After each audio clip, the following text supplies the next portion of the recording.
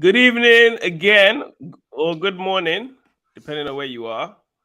Mm. Welcome to the Kofi. We still don't have a name for this thing. You came up with what was it? What I did you had come a up with? good, I had a good name on the head, On the and head. you can see why the head part came in because Kofi is heady, Listen, I've gone into my body now, so and I'm no longer have a Honora, big so head. on the head. It kind of makes sense. Kind of makes sense, you know. Oh, I see where you're going with that. See, Okay, okay, this guy, okay, I'm okay. not I see just where a you're pretty going. face, my brother. Yeah. I'm very very intelligent. But I think it's a good idea. Anyway, guys, what's happening is we missed the last week You due did. to what was the reason again? I think it was something to do with my children. I think something, Yeah, right? Was that the reason? Anyway, and we were somehow. unable to do this show, but we really, really, really wanted to do this one. This one I'd actually been. Oh, by the way, my name is Honora. In case you don't know, And what's up? your name is. I'm heady. Okay. Still doing the heady thing. Okay. I'm Anyway, still heady, man. It's not so changing. Leave me so alone. we've been wanting to do this show for a little while. At least I've been wanting to do this show for a little while, talking about like the some of the legends because the World Cup is going on at the moment. And of course, so many, it seems to be very uh just some strange things happening in this World Cup. You almost get the feeling like this round of 16 will have the Middle Eastern teams, a lot more African teams that you expect. You just get this funny feeling like things are just gonna be very different. But anyway, Hedy, give us your impressions So, of especially the African teams in the World Cup so far. well, to be honest, the only one that I've actually watched, obviously, is Ghana. And this guy, I have a lot to say about Ghana, but I'm going to keep it brief because even though the game was 2 days ago, I still feel quite strongly The Ghana Portugal game, about you what mean? happened. Yeah. So for those of you that don't know, Ghana played Portugal, and we ended up losing 3-2. Now that sounds all right. I mean, people are like, we did ourselves proud, etc., etc. We scored 2 goals, and that's true. But I think the nature of the loss is what is slightly disappointed. I think we could have actually snatched a draw at the very last minute, didn't we? But anyway, I'll get to that. So basically, the for me personally, I thought that Portugal have some fantastic players. First of all, let's just say that Of course, they have of a course. fantastic player. And as much as I'm a United fan, and Ronaldo is a legend at United, like, Mhm. forgetting the last few weeks, or let's say the last 6 months, really, but the last I three beg, months. Sorry, forget that one. I beg, leave that yeah, one, leave that one. leaving that one out. I mean, Portugal have a great squad, and in practice, they should just be wiping their ass with us, because again, the Ghanaian team, yeah, it's a very very young team. We're in a transition period. We're now sort of bringing in fresh blood. And so it's a very young team. Apparently, only 2 or 3 players in the current team have actually been to a World Cup before. And Wow, really? yeah, yeah, yeah, yeah. Only two. In fact, I think it's Even only two. I think it's Jordan and his brother. and his brother. Yeah, I So think so. Yeah, Dede yeah, Ayew yeah. and Jordan. The rest of them are haven't been. So it's a very very young team. Majority of them also don't play in the top five leagues, but there's some exciting players there, and I think, and for me, I thought it was like a good opportunity for it's a good rebuild for Ghana. First of all, we made it to the World Cup. That's a good start for such a young team. And the fact that we beat Nigeria as well to get here, icing on the cake. Yeah.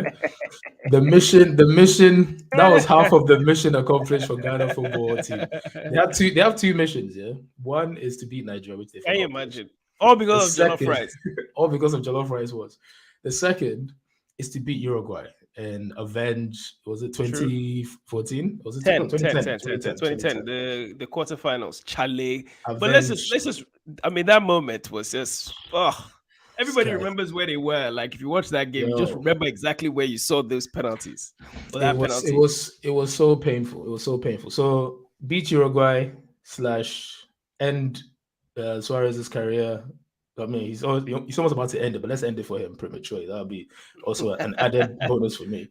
But anyway, so in my view, because although Portugal have this good squad, talented people, we're talking Fernandez, Silva in midfield. They've got Paulinia in DM, Fulham guy, and a bunch of other players. I'm not going to focus on them too much, but in reality, they should be wiping our ass off, beating us easily. And I think the reason why they were unable to, again, is because of Ronaldo. Because they've made him the focal point Yeah, of he their slows system. them down. Now, the shame of it all is they have the person that I think is the next big superstar, not called Haaland and Messi, and that is Rafael Leao. You didn't even mention him. Okay. He will first of all, I didn't say he will eclipse them. I said he's the other superstar, not oh, named okay, the okay. next superstar, not named Messi and not Messi, Mbappe and Haaland. Like this guy is ridiculous. Like, and I'll tell you why. The thing that shocked, because I've been following AC Milan a lot since just before lockdown. And the fascinating thing about him, because he really, because you know how certain teams, when they're ahead of their schedule in terms of the development, they can be doing well, and then at some point they'll get found out. Milan almost got found out, but it was Rafael Leao that actually carried them across the line to win the title last season, and he's carried that on. And the thing that scares me the most is, even though he did that, it felt like he was doing it at 70%. He wasn't doing it 100%. So I think if this guy is in the system where he's actually given 100%, it's a wrap. And even when he came on, I think it was on for 2 minutes. His third touch, he scored.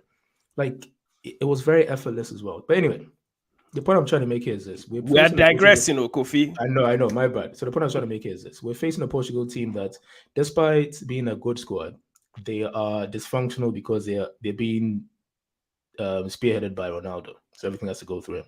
And it was so clear in the first half how almost blunt an instrument they were. They were just trying all things. They weren't really doing anything against this young Ghana side.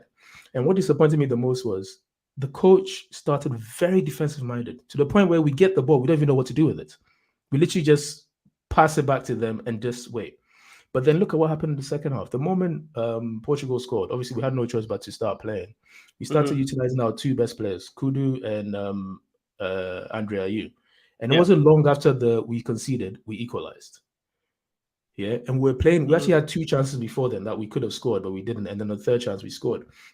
And we're playing some really positive attacking football. Yeah, and then on top of the moment we equalize, guess what the coach does? Takes those two players off. Yeah. And this is like 60 minutes, so we still got like half an hour to. And I'm thinking, what are you doing?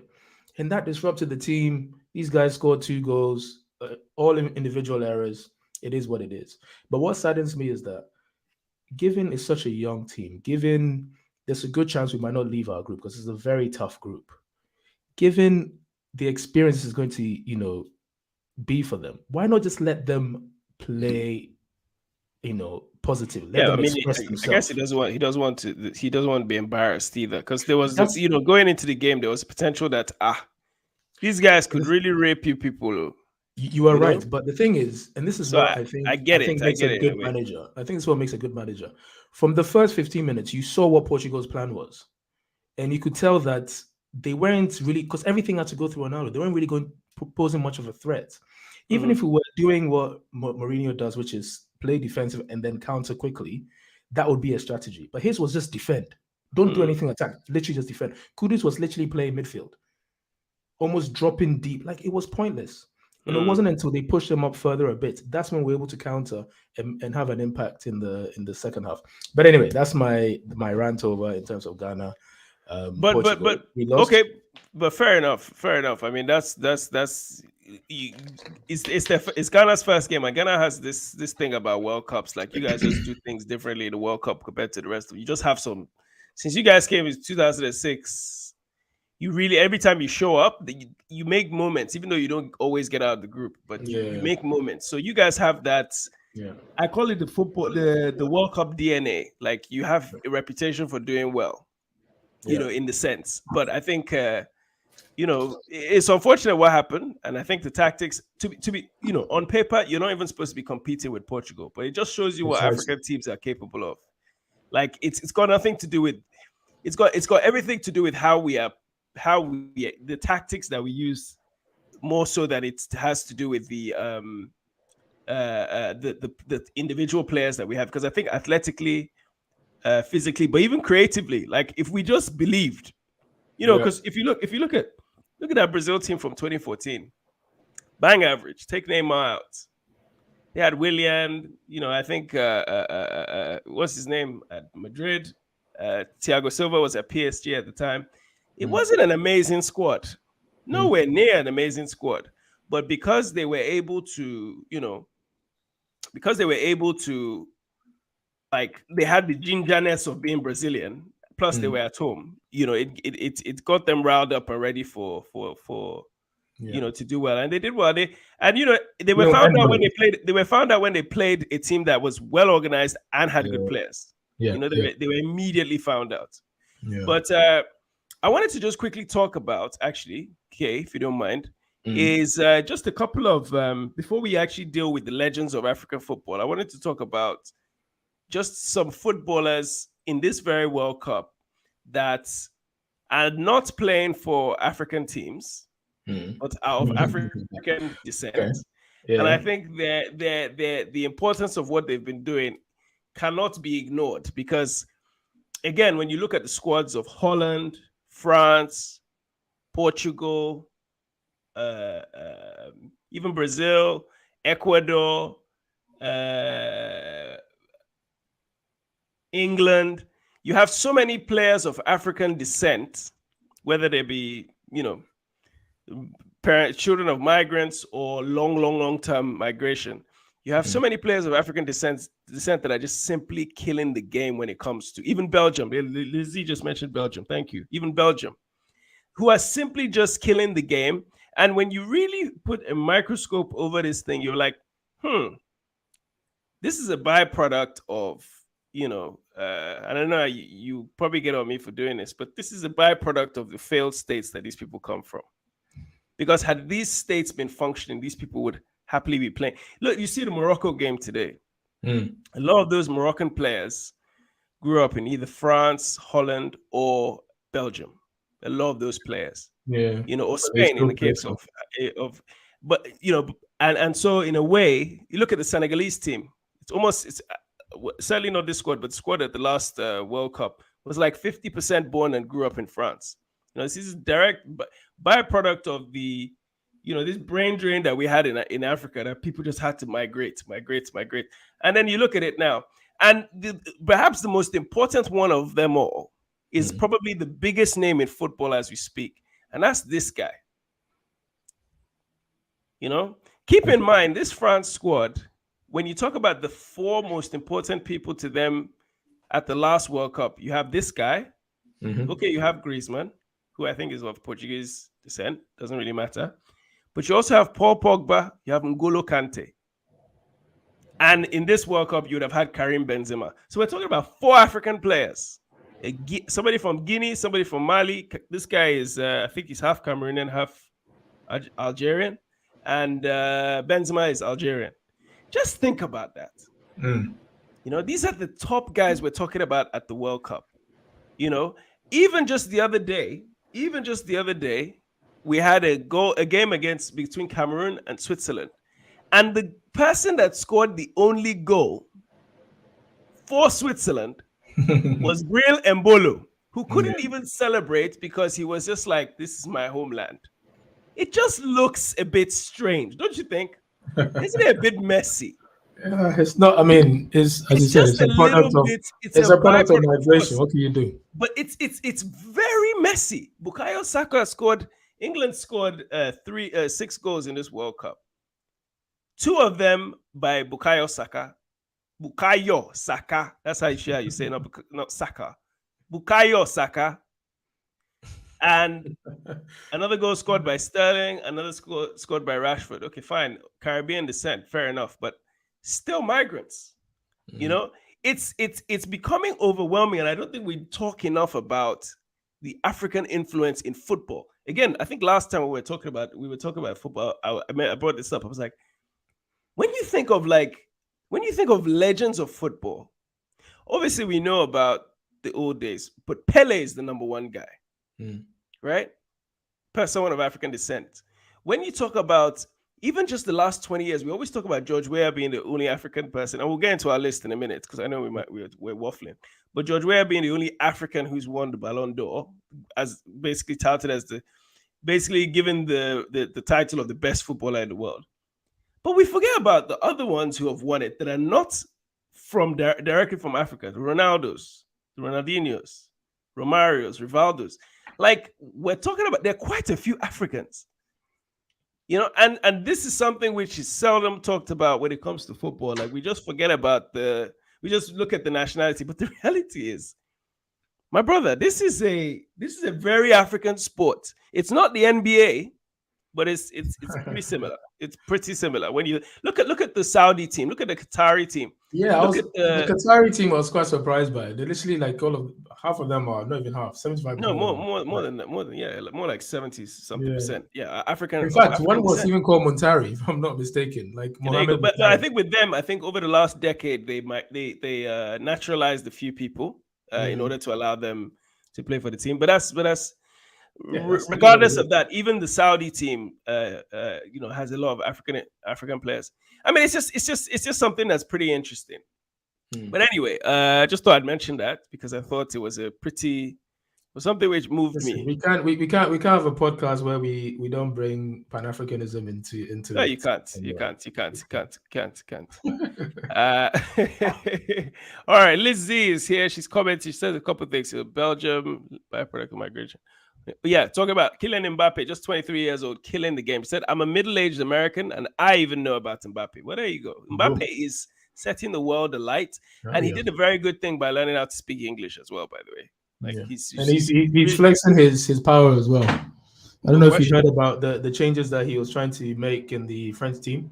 So you know how like normally the French squad sort of get involved in like advertising and things like that. And he was like, no, we want to have a say in who we advertise for. And so it started a whole thing. Is he signed to Rock Nation as well? I have no idea. Because I know Lukaku's with Rock Nation, so I don't know whether that's But I think it's a fair point. I think it's a fair point. But it's about time that footballers start taking control of their image. Like it's the one sport I think that like they don't have any, like they seem to be like sheep. Like there's no real say. For the national teams, I think. Yeah. Even in club football, there's a certain element of that. But I think for national teams, like they literally just have to stand there and get the pictures taken. And he was like, well, no, we want to have a say in who you sort of arrange these deals with, basically. And I think he may have got his way because I think he did in protest, he didn't attend one of the trainings before approaching the World Cup. Wow. And they had to then take him seriously because he had told them do something about it. They didn't do it, and then he did that. So he's flexing his power. I'm a fan of Mbappe. I'm a fan of what he does on and off the pitch. I know people don't like the contract he got, but I'm like, man, you get what you can negotiate. And the guy has, respect to him. His dad is managing him. Big ass Cameroonian guy managing you. You'll do well. All right.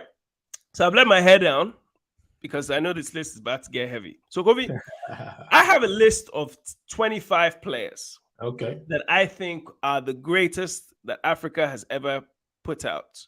Yeah. And, of course, some of them people may recognize, some of them people may not recognize. But ultimately, what we want to do is try and go through each other's top 10. Okay. So how many have you? What you've got like 15 guys, 20 guys? No, I've got the full 10. So I've got other guys. Yeah, I've got other guys over. So why don't we go from the bottom? Why don't we go for the bottom? So who do you have as? How far have you gone? 15 players. Okay, let me give me your 15th guy. So the top 15 people in all of Africa. So my 15th guy was, and again, I should probably cover this by saying, so my list is based on a variety of things, right? Obviously, there's stats, which always has to come into something like this, but also just the impact the player made.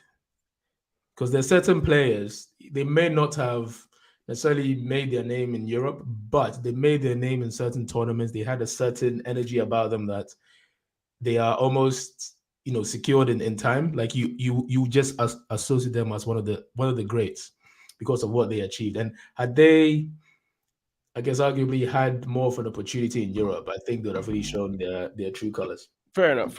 Okay, so who's number 15? So number 15 for me will be Patrick Mboma, the Cameroonian. Yeah. Oh, wow. Okay. Former Palmer. player. There was Patrick something Mboma. about his left foot, man. That guy could smash a ball when he wanted to. And he had his moment. He had his moment when he was at Parma. Those 2 years he was at Parma. I think that's when that and the Cameroonian team. I think I always know that name. I always remember that name. Patrick Mboma. Okay. Yeah. Okay. Who else? So who's next? 14. Okay. So 14. Who would I put as 14? 14.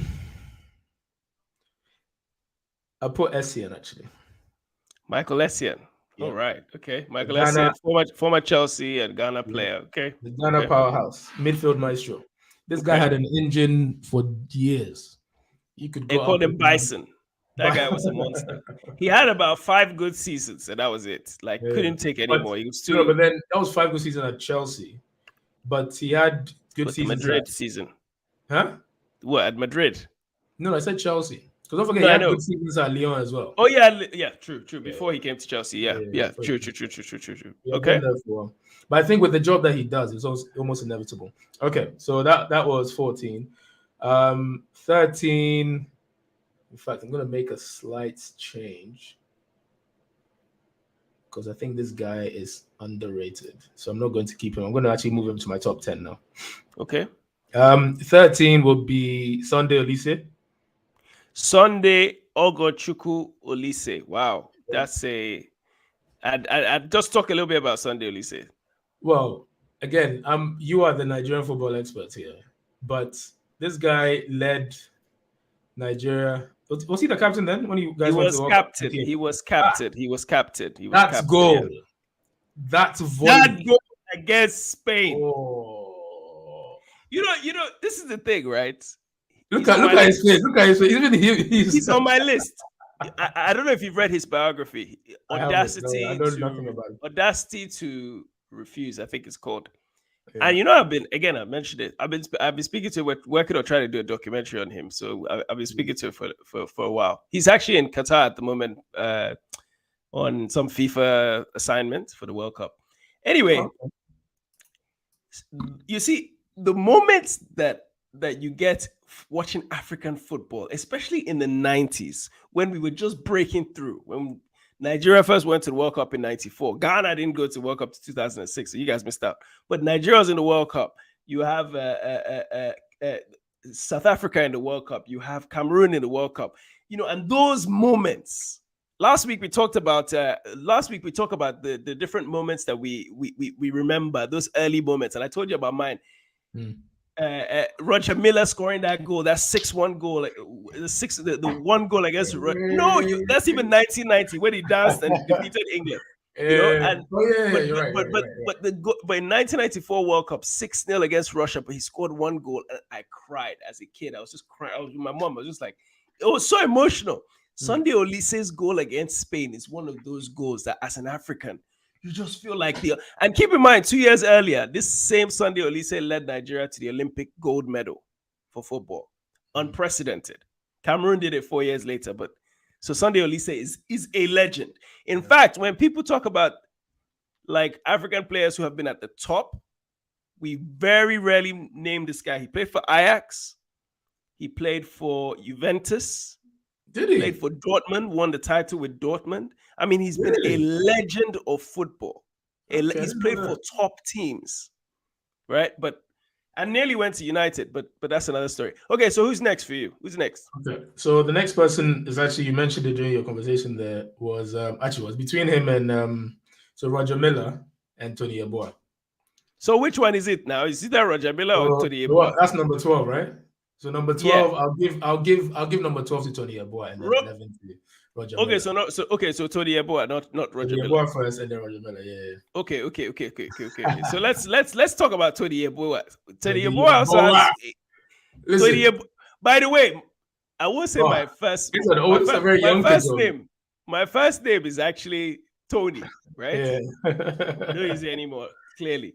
But Tony Yeboah and okay. I see where you're going. People used to make fun of me and make fun of me. They used to call me Tony Yeboah just as a nickname. And Tony Yeboah was one of those powerhouse. He played for Leeds, I think, right? Yeah. Played for Leeds. and was such a he's also known for a few rockets in his own career too, right? Like a few rocket shots. Do you know what I love about him? And again, I'm a United fan, so we hated Leeds at the time. But there was something about him. There was this: I don't give a fuck who you are. I am going to score.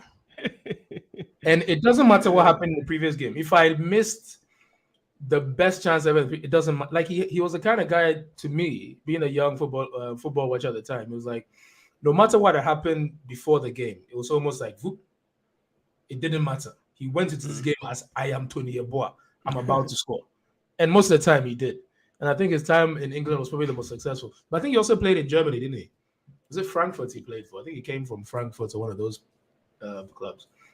Okay. He definitely, because I think he was a Leeds for 2 years, and he became a cult hero. Yeah, they still talk about him. Yeah, they still talk about him.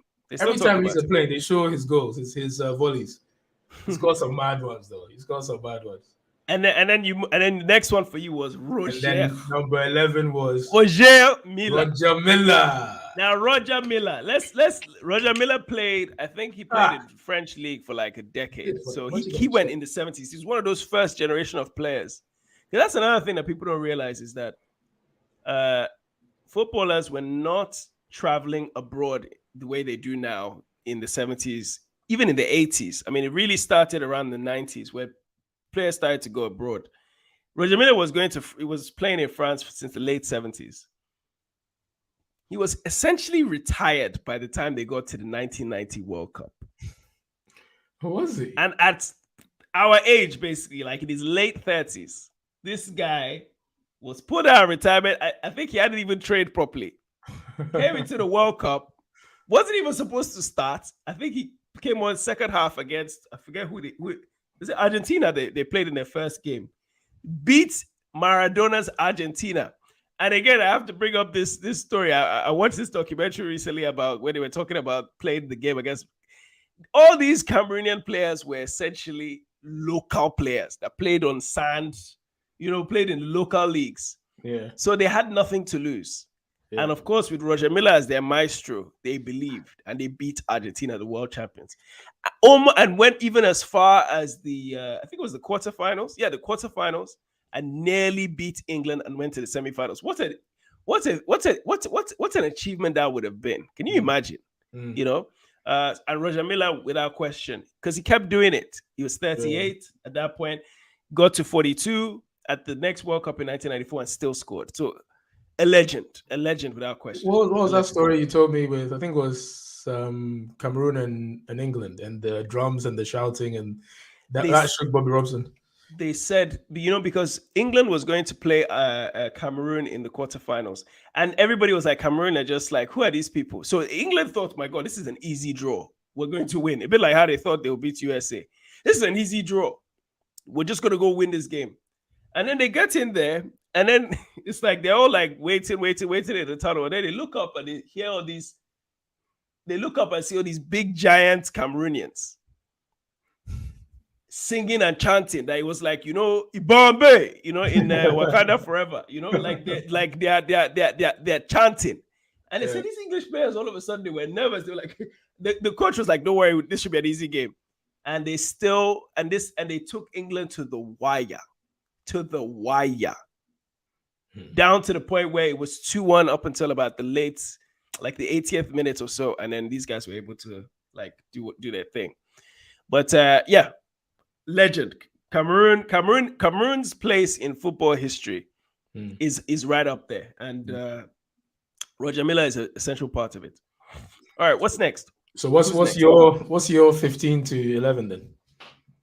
Oh, no. Give me your full one, then I'll give you mine. Because mine is no. You can't do it like mine. that. I have 25. So no, it will be too confusing. It's too confusing. Just do your own. Just finish. Do it in bits. I'll do the next 10 fine, but you do your 15 or your first 15. So 25 to 11. Okay, so my list is very exhaustive because again, I've come at this from a long point. So you've been doing this for a year, preparing this list for a year. I've been preparing this for a very, very long time because I've just something just made me think about it for a while. So let me do it this way.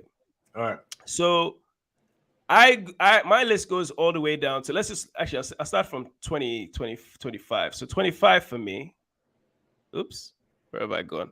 So number 25 for me is this guy, Emmanuel Adebayo. Okay. For me, my list, by the way, is based off not necessarily statistics, but the impact that Yeah. people No, he had felt when they saw them.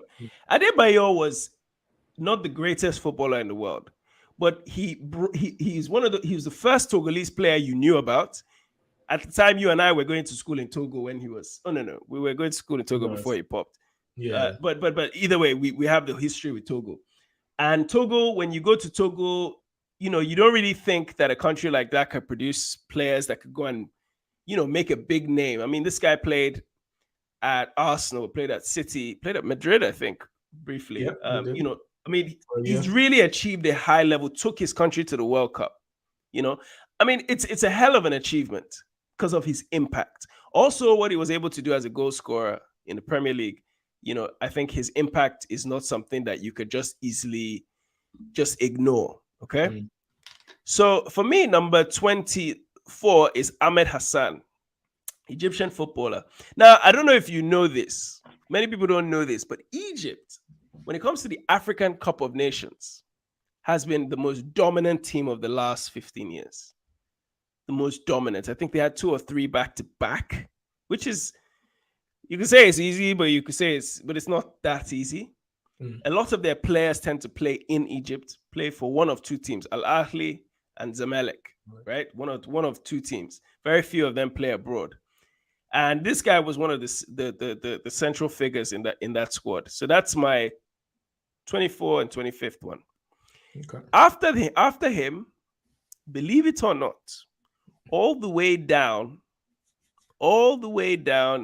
is Mohammed. Oh no, sorry. I think I've missed somebody out actually. I think I missed somebody out. Did I miss somebody out? Yeah. I think I missed a few people out, but I put Mohamed Salah next. Mohamed Salah, for me, I think what he's been able to achieve for Liverpool has been awesome, but I think really his impact is really just felt on club level. I've never really felt him as a powerful force for his country. I've never really felt any sense of you're a big player. Okay, yeah, so I have. Yeah, even the last AFCON, I know they got to the final, but he didn't really do much. Like the team got there, but I don't think he carried them there, if that makes sense. Yeah. And by the way, special shout out to people like Mustafa Haji. He was a bit behind. Yeah. Hossam Hassan, Mohamed Barakat, which is that playmaker from Egypt in the 80s. So there are a lot of other players that I could have mentioned, but Mohamed Salah up there. Abu Trika. I don't think you know this guy, do you, Kofi? I know the name, but I don't know much about him. He's another one of these. He's Algerian, one of these playmakers. These are like, you see number 10, the number 10 role today and the number 10 role in those days was a very different thing. It was the guy that you give the ball and he finds a way. Right now, our number 10s are not willing to anymore. We don't really have a number 10 anymore. We just have people that wear the number. Shout out to Victoria, by the way, for the super chat. Thank you, my sister. Lizzie saying, so true, Victoria, they're dominating the game. I suspect the Egyptian government is willing to put in money for their teams. Yeah, absolutely. But they also have a good club culture. And that's what's happened to us. Like in places like Nigeria, our club culture has just disappeared. Completely disappeared. Our leagues are just poor, underfunded. You have situations where the coaches are giving money to the players. Players are not receiving their money. I mean, if your league is not functioning, how do you expect your players to really improve? And that's one of the problems. And yet, the irony is that every time the national team is picked, they expect some of the local players to be involved. Local players. If they're not even training in some cases. Yeah. But sorry, back to your point about Egypt. They've I think of the Champions League, African Champions League, Al Ahly and Zamalek. And Zamalek, yeah. They're always up there. They're always up there. They're always very dominant. And that's to do with their organization. And by the way, those teams, when you go to, and I'm being Cairo this week, when you go to Egypt, Cairo is separated between Zamalek and Al Ahly. So they have a real club rivalry and culture, Oh, they which both based in obviously, Cairo, are they? yeah. Oh, I didn't know that. Okay. Next for me is Austin JJ Okocha. Never won a African Player of the Year. I think he is a good footballer. I don't think he's great. I think he had one move. I think he impacted the Premier League a lot. And I think as a Nigerian, I was very frustrated when I used to watch him because he wasn't like other players like Kanu, who are on my list further up, who could really create moments and do magical things. He was, and also I think when you look at the accounts of like, ex-football players from that golden generation of Nigerian footballers, the JJ is never really like the guy they depended on. Sometimes they did, but not really. Of course, he's obviously known for what he did to Bayern Munich back in the 90s. The goal against Oliver Kahn. I don't remember when he played for Eintracht Frankfurt. Oh, right. Oh, my God. You've never seen that goal? No, I haven't. What happened? I'm going to find it for you. He dribbled the whole team for about, oh, my God, Kofi. Everybody fell down like 3 times. I'll find the clip for you. I'll find the clip. When you're doing your 10 to 9, I'll your 10 to 5, I'll upload the clip. Okay. All right, so let me move quickly. First of all, let me just say, some of the players you've gone through already, some of them are on my list, on my top 10 list, but more because of impact and prominence in terms of the attention they brought to African football. But anyway, we'll get to it. Okay, let me keep going. Rabah Maja, another legend of football. He played more in the 80s and the late 70s, so he's a different era. But again, watching what he was able to do just as a playmaker, JJ wasn't able to do that. I have Sunday Ogochukwu Olise. Again, we've talked a little bit about him. He's at number 15 for me. Okay. I think him being a defensive midfielder, really like a deep line defensive midfielder, but somebody who was able to score goals occasionally, I think meant that he was, he 15 is a good place for him in the greats of Africa. I think had he done a bit more in terms of goals, maybe we would have talked about him more. But I think he's top 15. That expression on his face, man, cracks me up. My brother, this guy, Kofi, do you know who this is? Rashidi Yekini. Baba Rashidi. Baba Rashidi. This guy looks like he's all over Africa. This guy, do you know his story? This guy was playing in like the domestic. When I say domestic, we didn't have really proper league, but he was playing in domestic leagues. The coach, what's the man's name now? The Dutch coach, the guy who essentially helped us win the African Nations Cup in 1994 and take us to the World Cup. Clemens Westerhoff came and found him, brought him down, said, I want you to play for the Super Eagles. This is at the time when we were in a dictatorship where all the money was being stolen. So the players never, ever had money. That's the story of Nigerian football is the players never get paid. They're always still waiting for their money. The coaches are still, in fact, the current coach we have is still waiting to get his salary for the last 6 months or something like that. So this is ongoing. This guy was already like 30, playing in like Spain. I think he played for one of these local teams. Oh, I forget the club he played for in Spain. So he was just doing his thing quietly. They were like, come and play for the Super Eagles. He came play for the Super Eagles. And this guy is the highest goal scorer for Nigeria. Is but he? Highest goal scorer. But it's moments. It's obviously there are many other moments, of course. That record is obviously very high. But his impact is known. I think it's something like 51 goals, I think, or something like that. I'll check out yours. Yeah, check it out. He was able to achieve such high moments for Nigeria. The way he was able to win. But also the goal he scored at USA 94, Nigeria's first goal. Again, moments, Kofi. I never forget him scoring the goal and grabbing the net like this. You understand? When he grabbed, every African felt that moment. If you watch that game, Kofi, I don't know if you did. This is 1994. No, I didn't watch the full game. Moment, everybody in Africa felt it. Yeah. Because Nigeria was, let's face it, that golden age of Nigeria is one of the best teams to ever. Probably one of the best teams to ever be put on a football field. And I'm including the Brazils. Why? I'll tell you why. You had the likes of Daniel Amokachi. Obviously, you had the young Sunday Olise. You had Emmanuel Amunike, who eventually went to Barcelona. You had Finidi George. You had Kanu Wanko didn't play then. He played 2 years later. You had Stephen Keshi. You had Peter Rufai. I mean, these are all players who were playing abroad at a time when abroad wasn't a place that African players played. But these guys were so good. And what they were able to achieve, winning the African Nations Cup at a time when it was very hard to win, and then 2 years later going and winning the Olympic gold medal, beating Argentina, beating Brazil with Ronaldo and all these guys. I mean, very powerful team, very, very powerful squad. We look at it fondly, and I think they just released a documentary on them. It was at the BFI in London a few weeks ago. I don't know if it's still there. Anyway, Sunday Olise, Rashidi Akidi. Next, I have Finidi George. By the way, I know the few Nigerians are coming together, but believe me, the Nigerians don't last very long in my top 10. So we have Finidi George, who obviously played for, I think, he played for Mallorca. Or is it Seville? Played in Spain. Eventually came to England. Played for Ipswich. Did pretty good things. Did pretty good things. Played for that Ajax squad that was so amazing. Was he in the Champions League? He was the one, the Champions League final. He wasn't in the original Champions League squad though. Okay. But he was part of that team. He was part of that whole era. All of them were all there together. So that tells you everything. I have Kalusha, the Zambian player. Remember that squad that had which ironically they won the African Nations Cup like some 19 years after that squad. Remember the squad that died in the plane crash on their way to the semifinals for the African Nations Cup in what was it, 92? I think it was 92. Oh, actually, I wasn't aware of that.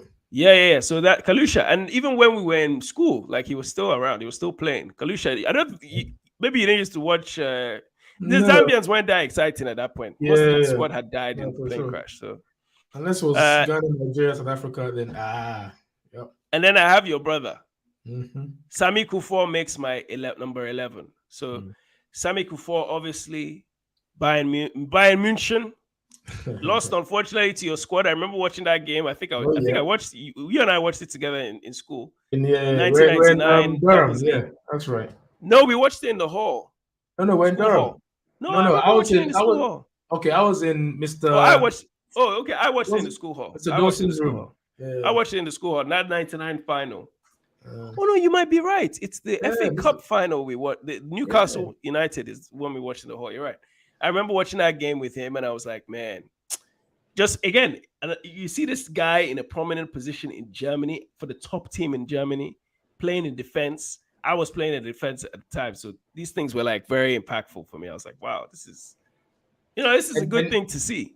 And the thing about him was he was consistent. Like I was looking at the stats, he was at Bayern for 10 years. Now, if anybody knows Bayern or a top German team, well, just Bayern specifically, they will get you out if you're not performing. This guy was there for 10 years, always featuring in all their big games, as you said, in the final of that Champions League that they lost.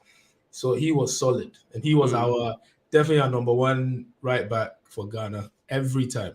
Even after he left Bayern, he was still, because he was just that experienced and that good. But that day he cried, man. Jesus Christ. Yeah, and that's one of the things I remember about him, like is him crying. I'm like, man, people can be that passionate about football at the time. But we were all so soaked up in the euphoria of what Manchester United did that we didn't really think about the Bayern guys too much. So that is my top 11.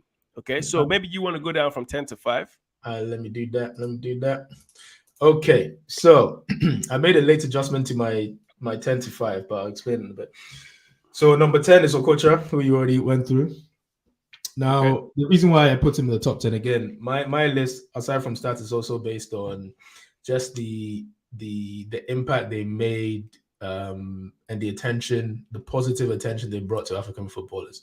Now, you are right in the sense that Okocha wasn't dependable for majority of his career. But if you recall, I mean, first of all, what he could do with the ball, his skills and stuff was just sublime.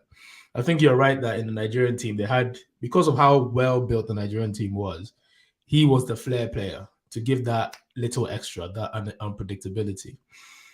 But I think there were a few years at Bolton when Sam Allardyce came, where he was able to actually extract end results from this guy, because there was a 2-3 year period where Bolton Wanderers were actually competing in Europe. By the way, not Champions League Europe, but UEFA Cup or What, whatever. UEFA Cup? Really? Yeah, they went to I the don't. UEFA Cup, Oh, and we're really? within. Okay. Yeah, so and that was I don't through even him. remember that. He was their main creative force. Obviously, they had Jokayev at the front, and then was it Hierro at the Hero in back? defense, Most yeah. experienced guy. Yeah. But Allardyce found a way to really get that end product out of him. He was still skillful, but he actually had an end product. I think had he managed to nurture that at an early stage in his career, I think he could have gone far. I think he could have been like the African Ronaldinho, although Ronaldinho is still African, but you know what I mean. He wouldn't. Nigerian Ronaldinho. He Listen, could if he never had the be. end product, He could never be. Okay. JJ could He had the never end be. product. His end product was it's you see there are moves you do because first of all he wasn't quick. He wasn't quick either. Yeah. But he was a street footballer who made it as a pro, and there are moments that he had because he was able to dribble, and do things here and there, but none of it was ever relevant, because if he had been as great as we like to think he was, he would have gone to a top team. He didn't. Yeah, he didn't. Who have you got next? So that's your number 10, right? That's my number 10. Number 9 is arguably the most underrated guy on this whole list. This is Kojo Asamoah. Wow. This is our utility player. Wow. Our utility guardian player. Now, the reason why I say this guy is underrated. You have him as number 9? Number 9, I do indeed. Kofi in all of Africa. This guy, Kojo Asamoah, is the most underrated player ever. This guy played left wing back, he played left back, he played DM, he played left mid winger. He played everything on the left this guy could do apart from striking and obviously goalkeeper. But he played all of those roles. And he played solidly for Juve. First started out Udinese, his first big club, and then played for Juve during those 6 years of success and was a mainstay in that team, and then went to Inter Milan. And obviously did what he did with Ghana as well. He is a player that I actually love. In fact, remember when Ghana were playing, I actually posted him on IG. I said, because people don't really rate this guy at all. But I thought he was a brilliant player. And he's also so humble. I know a friend of an acquaintance knows him. Apparently he's so humble. Right. Anyway, that's my number 9. Okay. Number 8, I gave to Salah. Mohamed Salah, you have as number 8. I put him as number 8. Again, I think the impact he's had in the last few years in terms of his goal scoring abilities, is obviously not second to none because obviously he's 8, but I think is worthy of that 8 figure, because not a lot of African players have done it at that top level and winning the league and the Champions League within that Liverpool team as well, and also to be the key player in that Liverpool team, almost usurping Mane to it, in fact. But yeah, that's why I put him on number 8. Now 7 is Sami Kufuor, which we already discussed, so I'm not going to go more into it. 6 is Nwankwo Kanu. Nwankwo Kanu. The tall, lanky guy that somehow talk about Kanu. Talk about Kanu. Kanu. The first Nwankwo Kanu. This guy. How tall is Kanu, first of all? How tall is Kanu? I saw him on the train. I shook his hand maybe a few years ago near Arsenal. He was like, he must be at least 6'4", if not 6'5". Do you know Kanu skinny. His wife is tall too. Yeah. Is it? Okay. Do you know Kanu reminds me a lot of Bruce, That's it. Yeah, you forget when we're in school. That's what we used to say. Bruce is what. But for those of you who don't know Bruce looks just like him, acts like him. But yeah, Kanu. Let me just say a couple things about Kanu. Yeah. Kanu is part of that Ajax squad.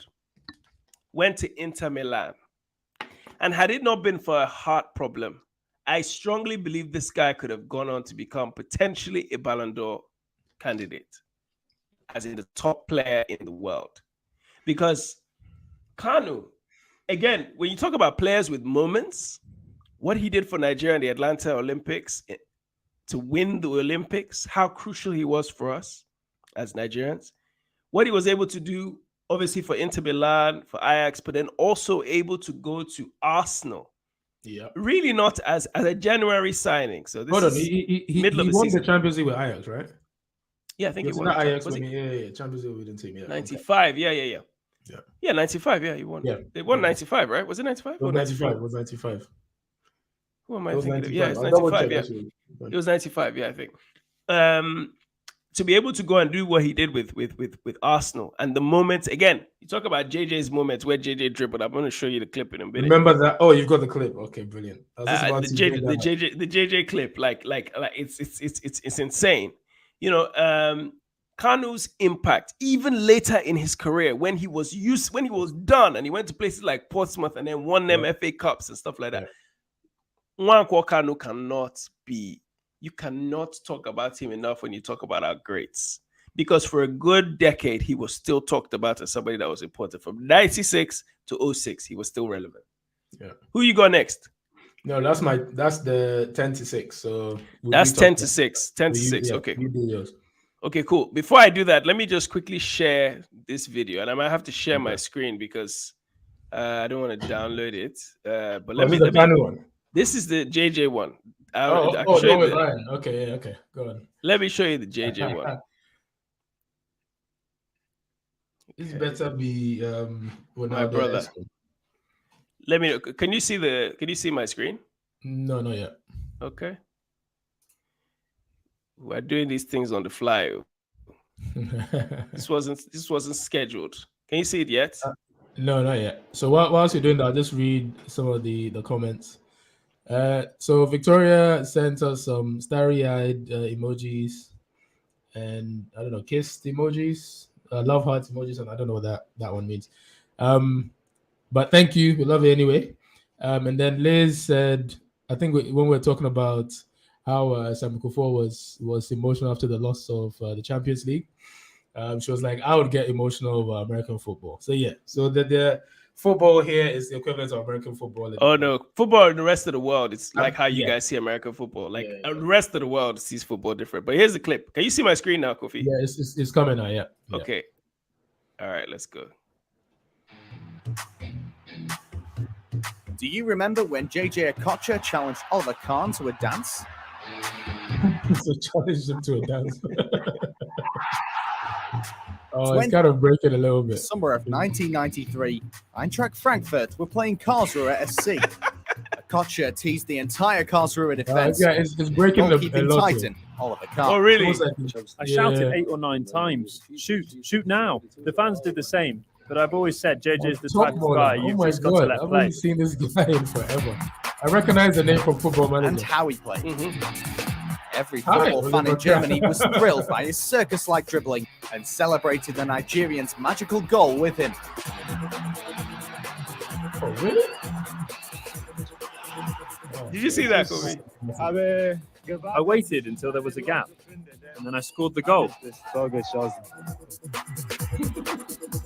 JJ Okocha, an exceptional footballer with a fantastic goal that we just can't get enough of.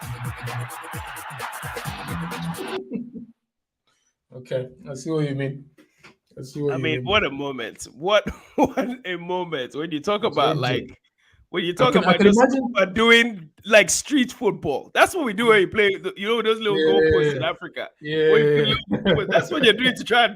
That's all he did. That's what I'm saying. So his impact was like amazing in that sense, but effectiveness on the pitch, it just wasn't there.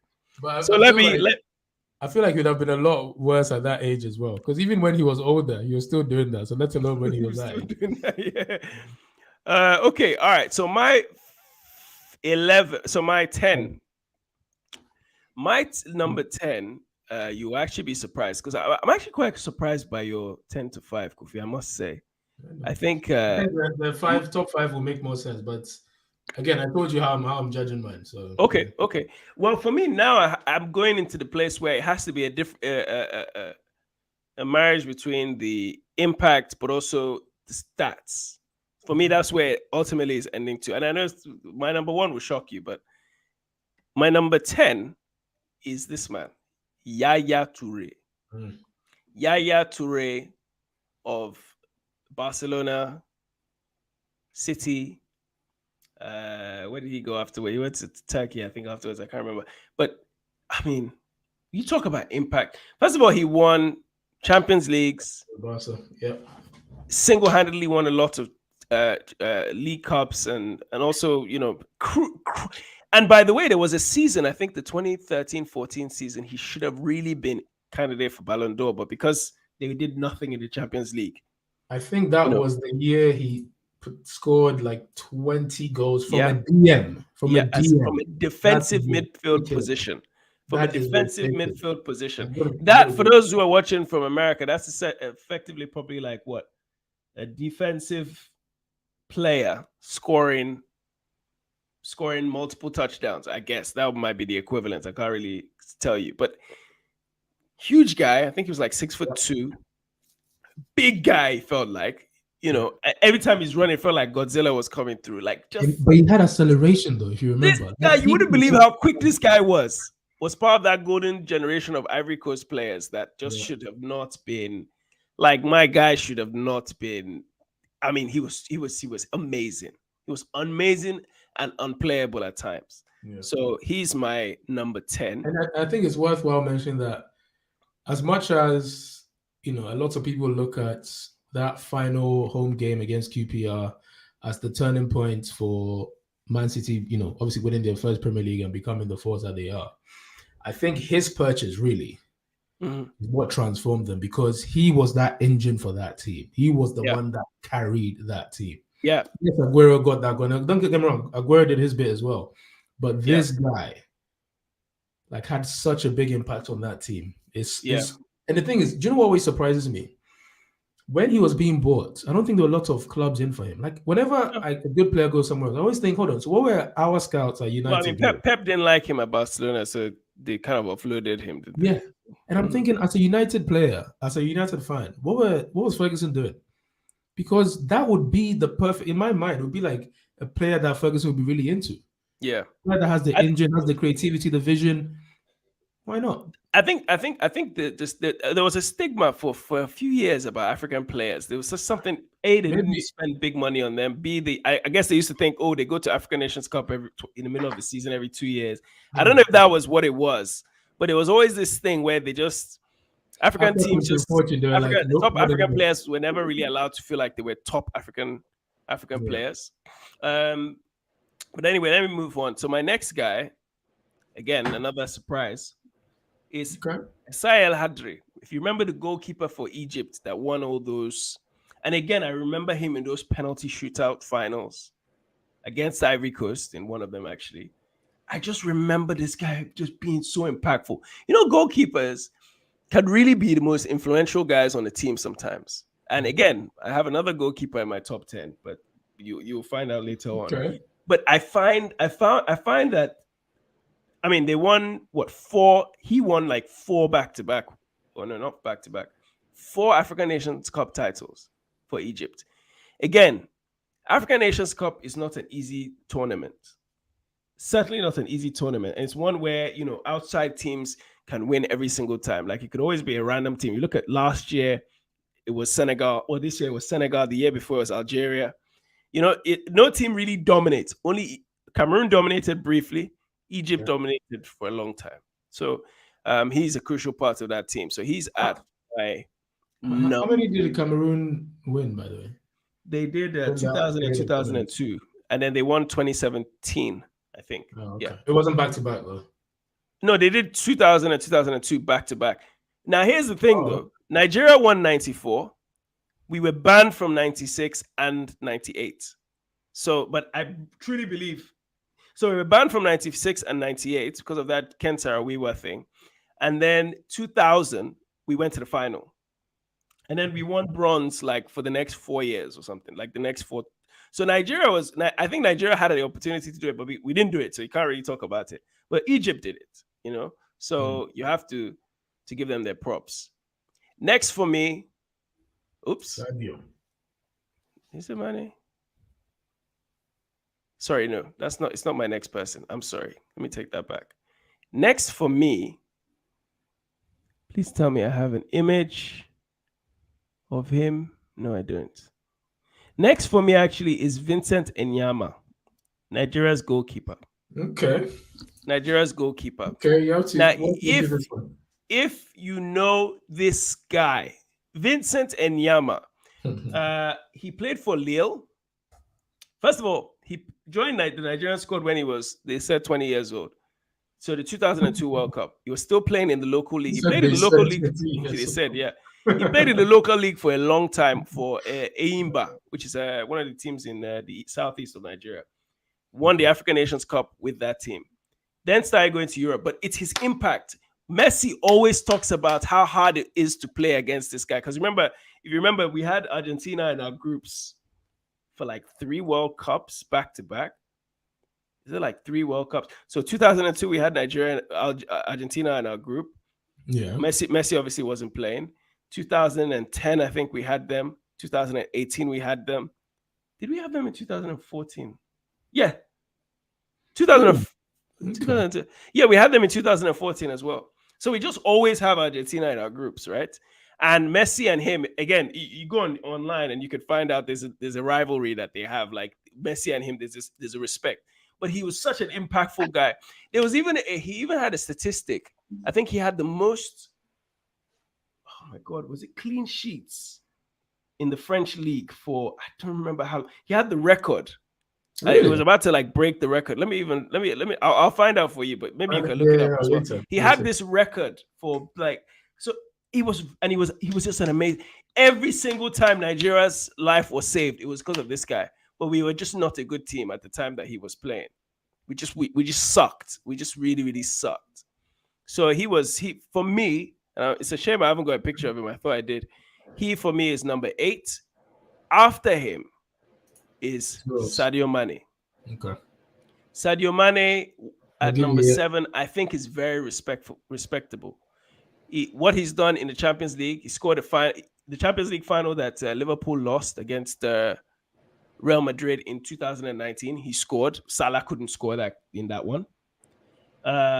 When you talk about clutch players, and you only have to look at what Liverpool looks like now since he's left. Yeah, that's a very good point. You talk about clutch players for Senegal. You look at Senegal, really good going forward, but completely impotent up front without the guy. Look at him in the African Nations Cup that they won this year. The group stage goals, it was his goals. The final penalty. I mean, we're talking about a legend in the making for Africa. A legend in the making. Sadio Mane will go down number 2 in the Ballon d'Or, number 2 best player in the world this year. Okay. And no one talks about him. And obviously a very nice and humble guy. Oh, was he number 2 this year? Yeah, it was Benzema than him. Oh, I didn't realize. Yeah, okay. I mean, it's an irrelevant vote though, but yeah. Yeah. Do you think his move to Bayern was a smart move? Mm-hmm. Absolutely. Yeah. I think England has an ability to destroy anybody's career when they're ready. You look at Cristiano Ronaldo. How can you think Cristiano Ronaldo will leave this way? And I thought it was a bad idea. Cristiano Ronaldo but England has a way of criticizing you to a point where they will eventually start finding something wrong with you. Don't forget they chased out their Beckhams. Like their top players leave eventually because England will eventually find something to complain about.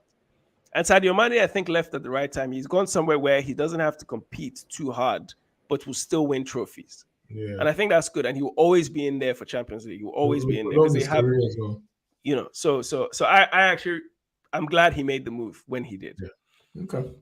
Okay. So Sadio Mane is number 7. Next for me, I'm going to your country. Mr. Hey, yes, sir. Daddy, are you? Papa, are you? Our very own Pele.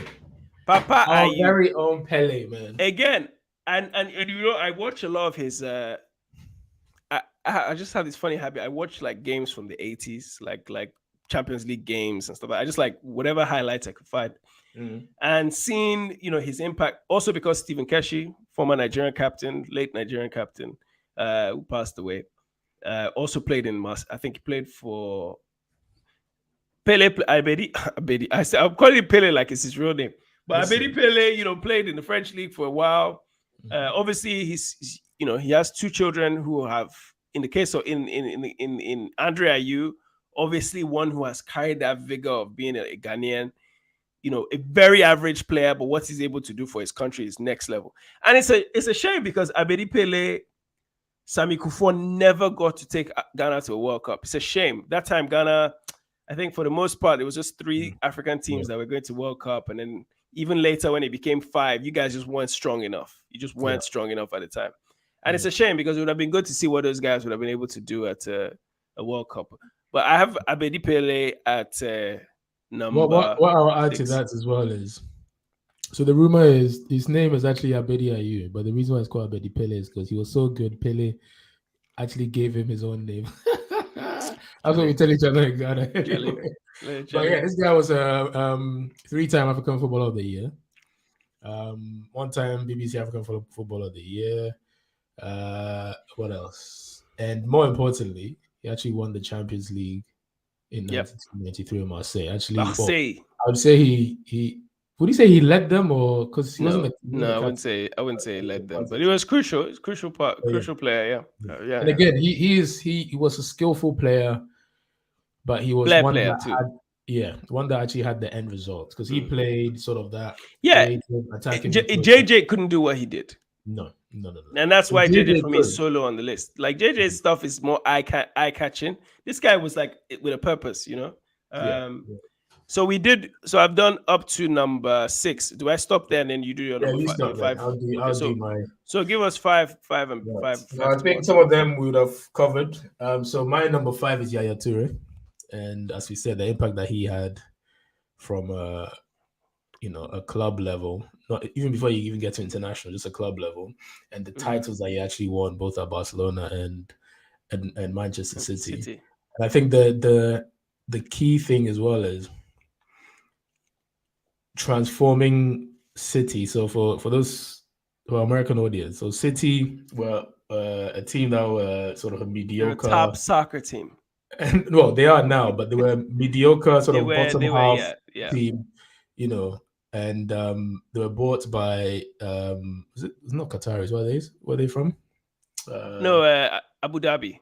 Abu Dhabi royal family. Emirates, yeah. So they injected money into it, and so they had to almost try and build a winning team, and they went through various coaches, various iterations, and it wasn't until he came along and really sort of was transformational for the team and propelling them to what they are today.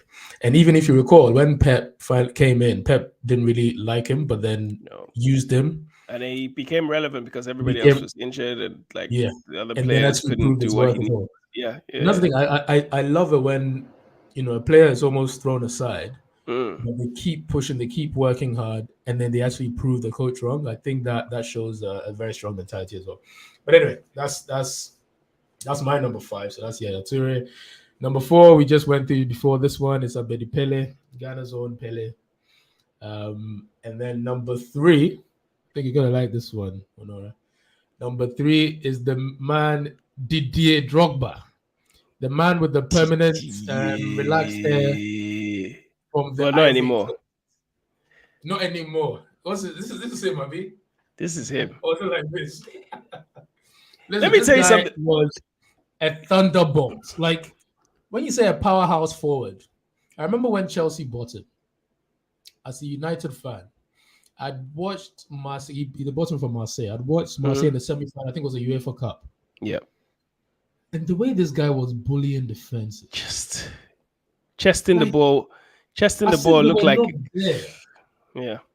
And in fact, I'm sure some Arsenal defenders have nightmares when he came to the Premier League, because he always destroyed the Arsenal defenders. Like he treated them like they were children. And he was a big game player. In the big games, he scored goals. And that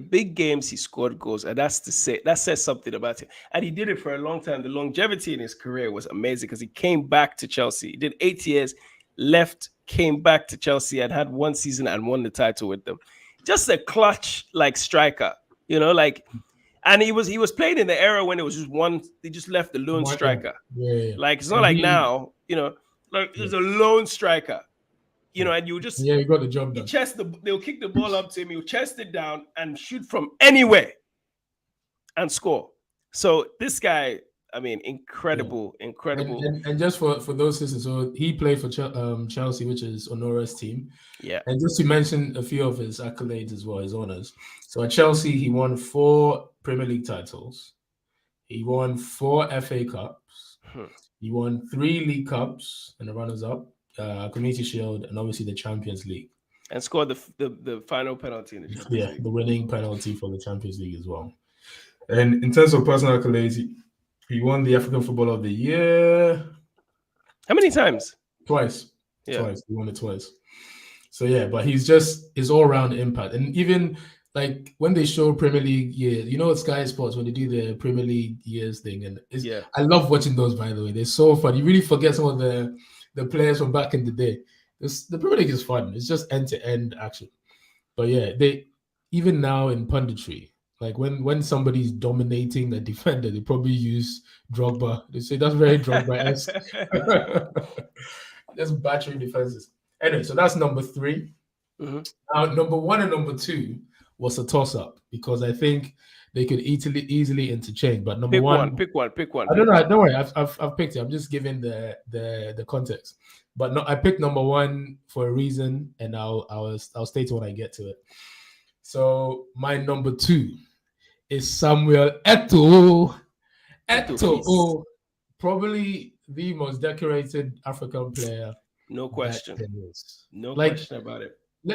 I'll give you something like 3 Champions Leagues with 2 different teams, like ridiculous. In fact, 4. I found out 4 because he was part of the Real Madrid team that won the Champions League. Now, fair enough, he was young. But he didn't play though. He didn't play. But outside he was in a B team as well. Yeah, it was. So, but you're right. He did win. Outside of that Real Madrid one, he did win 2 Champions League with Barcelona, and then went to Inter. That his sale to Inter Milan. It's probably one of the biggest, most confusing deals you ever, because they brought Ibrahimovic the other way. Yes, he went. Well, they basically paid money for Ibrahimovic plus Eto'o, and I'm like, why are you doing this? Now, don't get me wrong. Ibrahimovic is a good player, one of the greats probably, but you do not add Eto'o as a +1 to a deal. But I think you have to look. I think you have to find out what happened behind the scenes. And he did an interview maybe like some 8-9 years ago, which on French TV, and I always talk about it. You have to watch that interview because not only does he. This is at the time when he just goes to Chelsea. He talks about what happened with Pep, the relationship with Pep. He also mentioned because as part of the discussion for the relationship with Pep, he talks about when Rijkaard left, who was the coach before Pep, how the relationship was still how when Pep came in, he just changed the way things were done. The kit numbers, for example, he took the number 9 off him, gave it to Henry, which is not something they're supposed to do. Preseason, all the things that happened in preseason, all the mediation between Dani Alves was trying to do, Puyol, all these guys were trying to do between him and Pep to come to, he said that he spoke to Pep Guardiola probably 3 times that season, even though he scored something like 20, 30 goals. Oh wow! So that means it's the behind the scenes. It's the behind the scenes stuff that will really. Like, watch this on French TV. I'll send you the link. I mean, I've seen it maybe a dozen times, that interview. And he also explains what happens at Chelsea. Also, and this is why I was trying, I think in our chat group, I'm always talking about with Hazard. Like, Hazard didn't train. And I found that out because of Eto'o. Eto'o used to talk about how he compared Ronaldinho and Hazard as people who they won't have longevity because they don't train. And this is 10 years ago. 8-9 years ago, sorry. So Hazard, you can see what's happening with him. Yeah. So, so that's your number 2. And your number 1, I can probably guess. No, we're not going to do number 1 yet, but you do up to your 2 and then we'll reveal our number 1. What do you mean?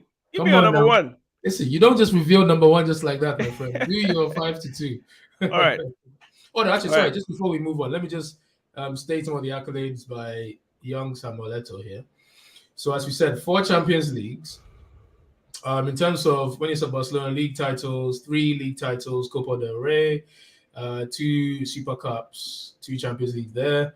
When he went to Inter Milan, did the treble, that amazing treble that he did with Inter. And the thing to remember as well is, you remember how, and I think it makes sense what you said now, how hardworking he was, because no matter where you put him, he did the shift for the team. Because remember when Pep came in, he was the center striker. They moved him to the left.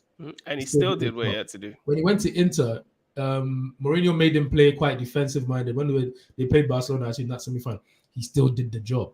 Like anything you give to him, he will get it done. Correct me if I'm wrong. And two African Nations Cup with Cameroon, by the way, back to back. I think the highest goal scorer for Cameroon too. I think that wouldn't surprise me, but how to check. And now they're president of their FA, their football association. He's the president. So as a career, and I think there was a point he was number 2 in the FIFA World Player, or was it the Ballon d'Or? He was like number 2 or 3. I remember. Do you remember?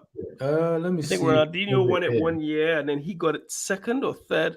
No, he was Yeah, you're right. He was bronze. So 2005 FIFA World Player of the Year, bronze award. That's it. Yeah, FIFA before they merged the whole thing. Yeah, there was. I forget the FIFA. So he was. He's up there. He's up there. And at a time when, if he was around now, I think he would be more respected. He just wasn't respected at the time. Yeah, just wasn't respected. Absolutely, nowhere near. Because you know what? In fact, I remember I had this argument not an argument, but I had a discussion back when I was at my other job with some friends of mine, and we're talking about great players, and I mentioned ETO'O, and we were all like, "What? ETO'O?" Yeah, like very surprised. And I'm like, "Why are you surprised?" And then you list the stats, and then they realize because he was such a team player, like people forget how impactful he was, and the fact that he was actually banging in goals and being the main guy as well, but he still did it for the benefit of the team. Anyway, sorry, over to you. All right, cool. So my number 5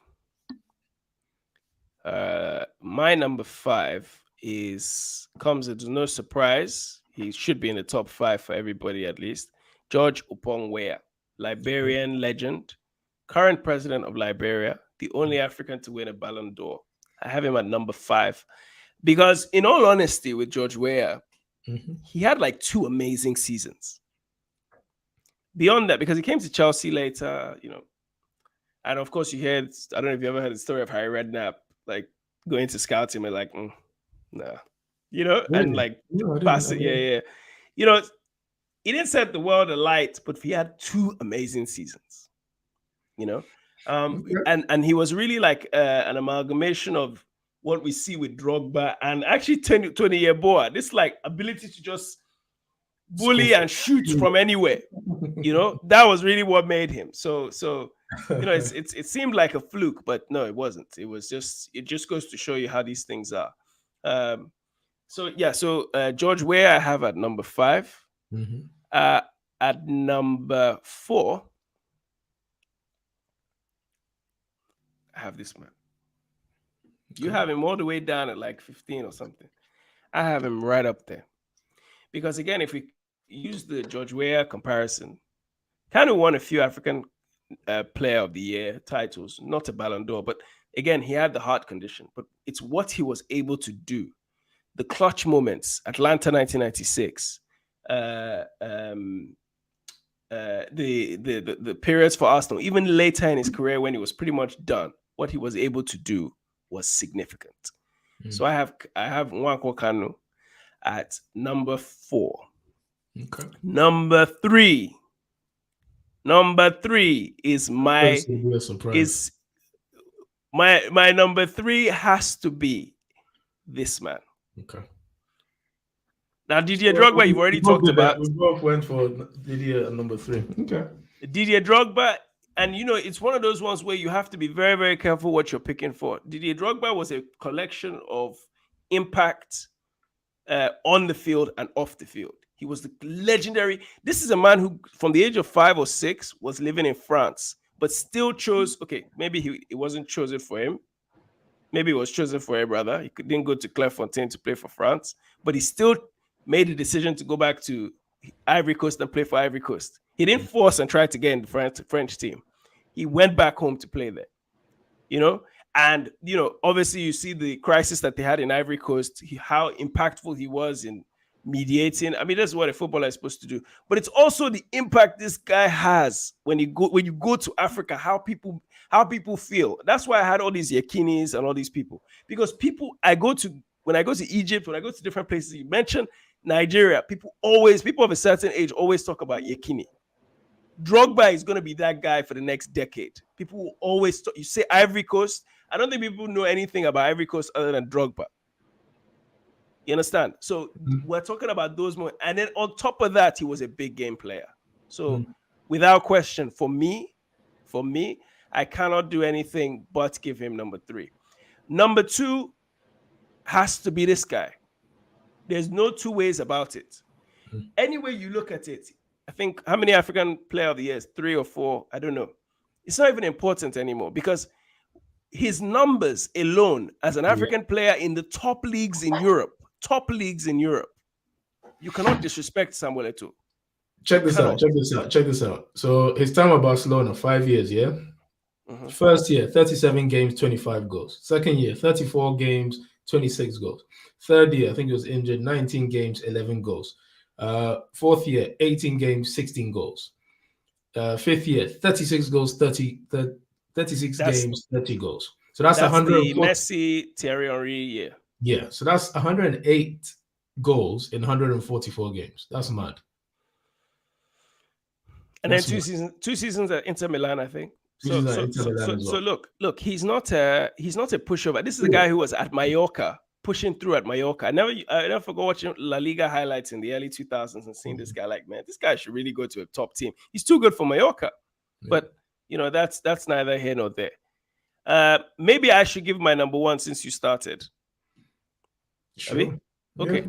So Eto'o is number 2. Actually, no.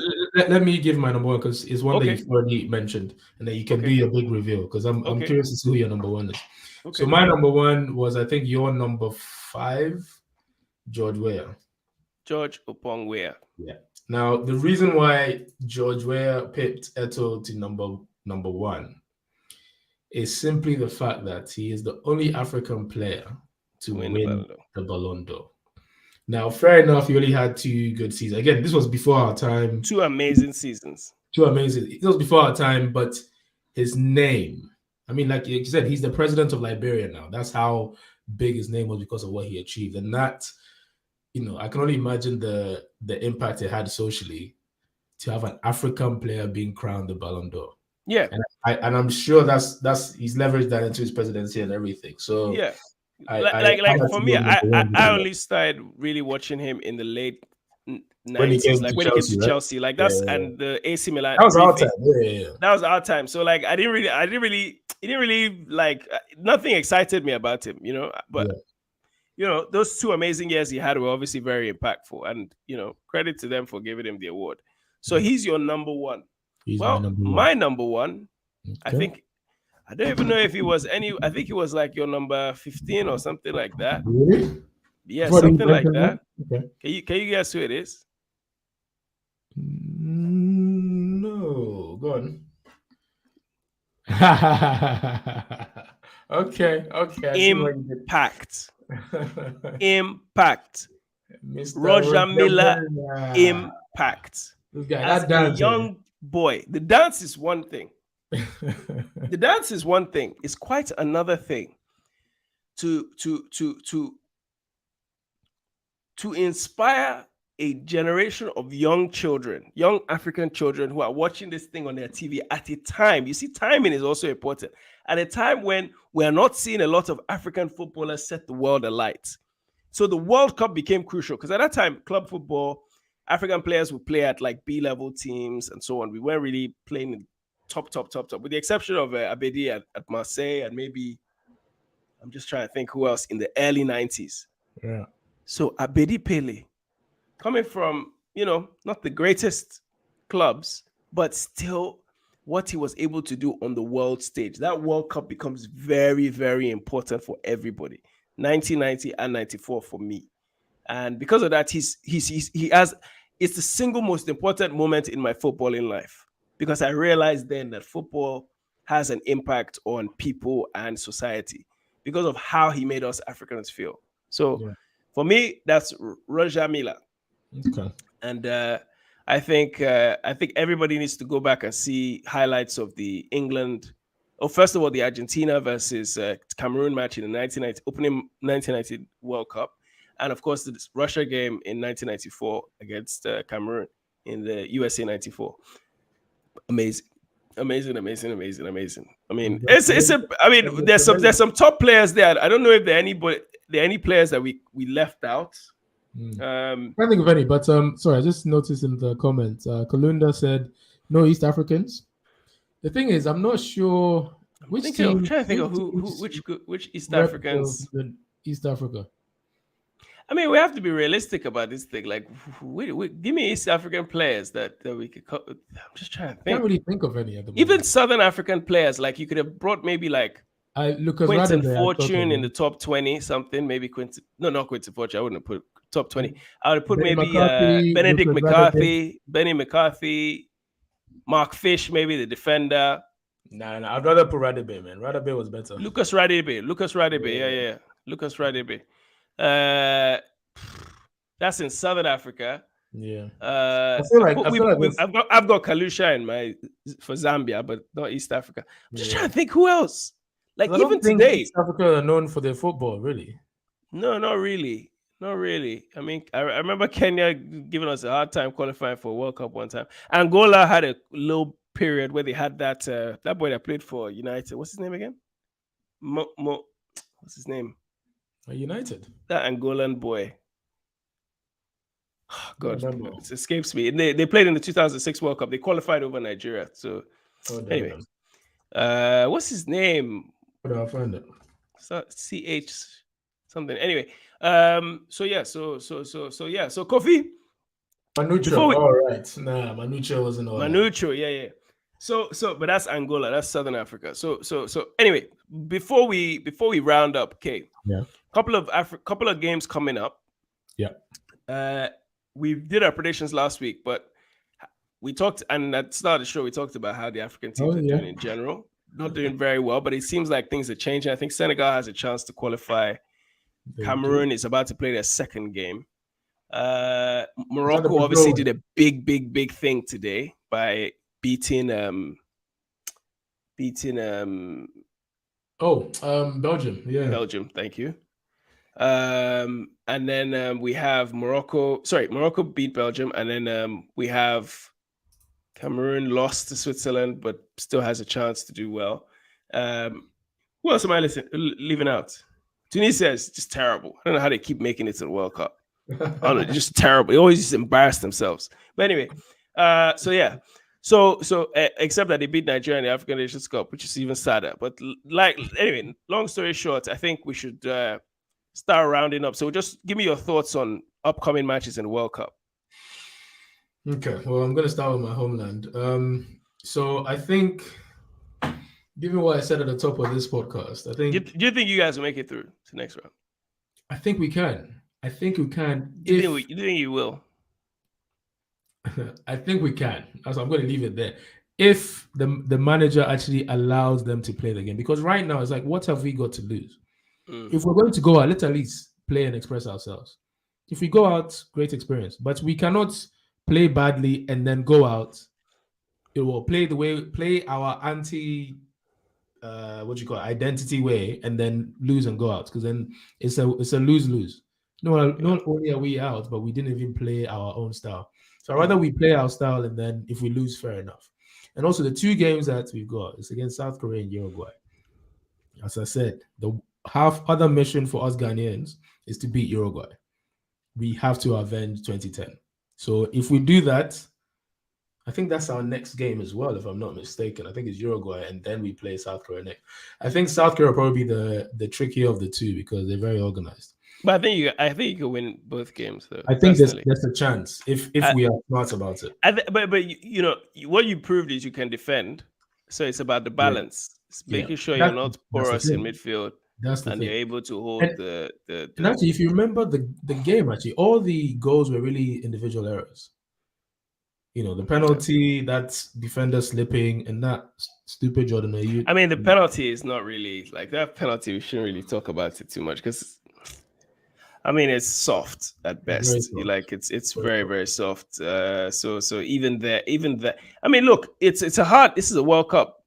It's going to be hard to concede goal to not concede goals. But I think the question is, do you have the discipline?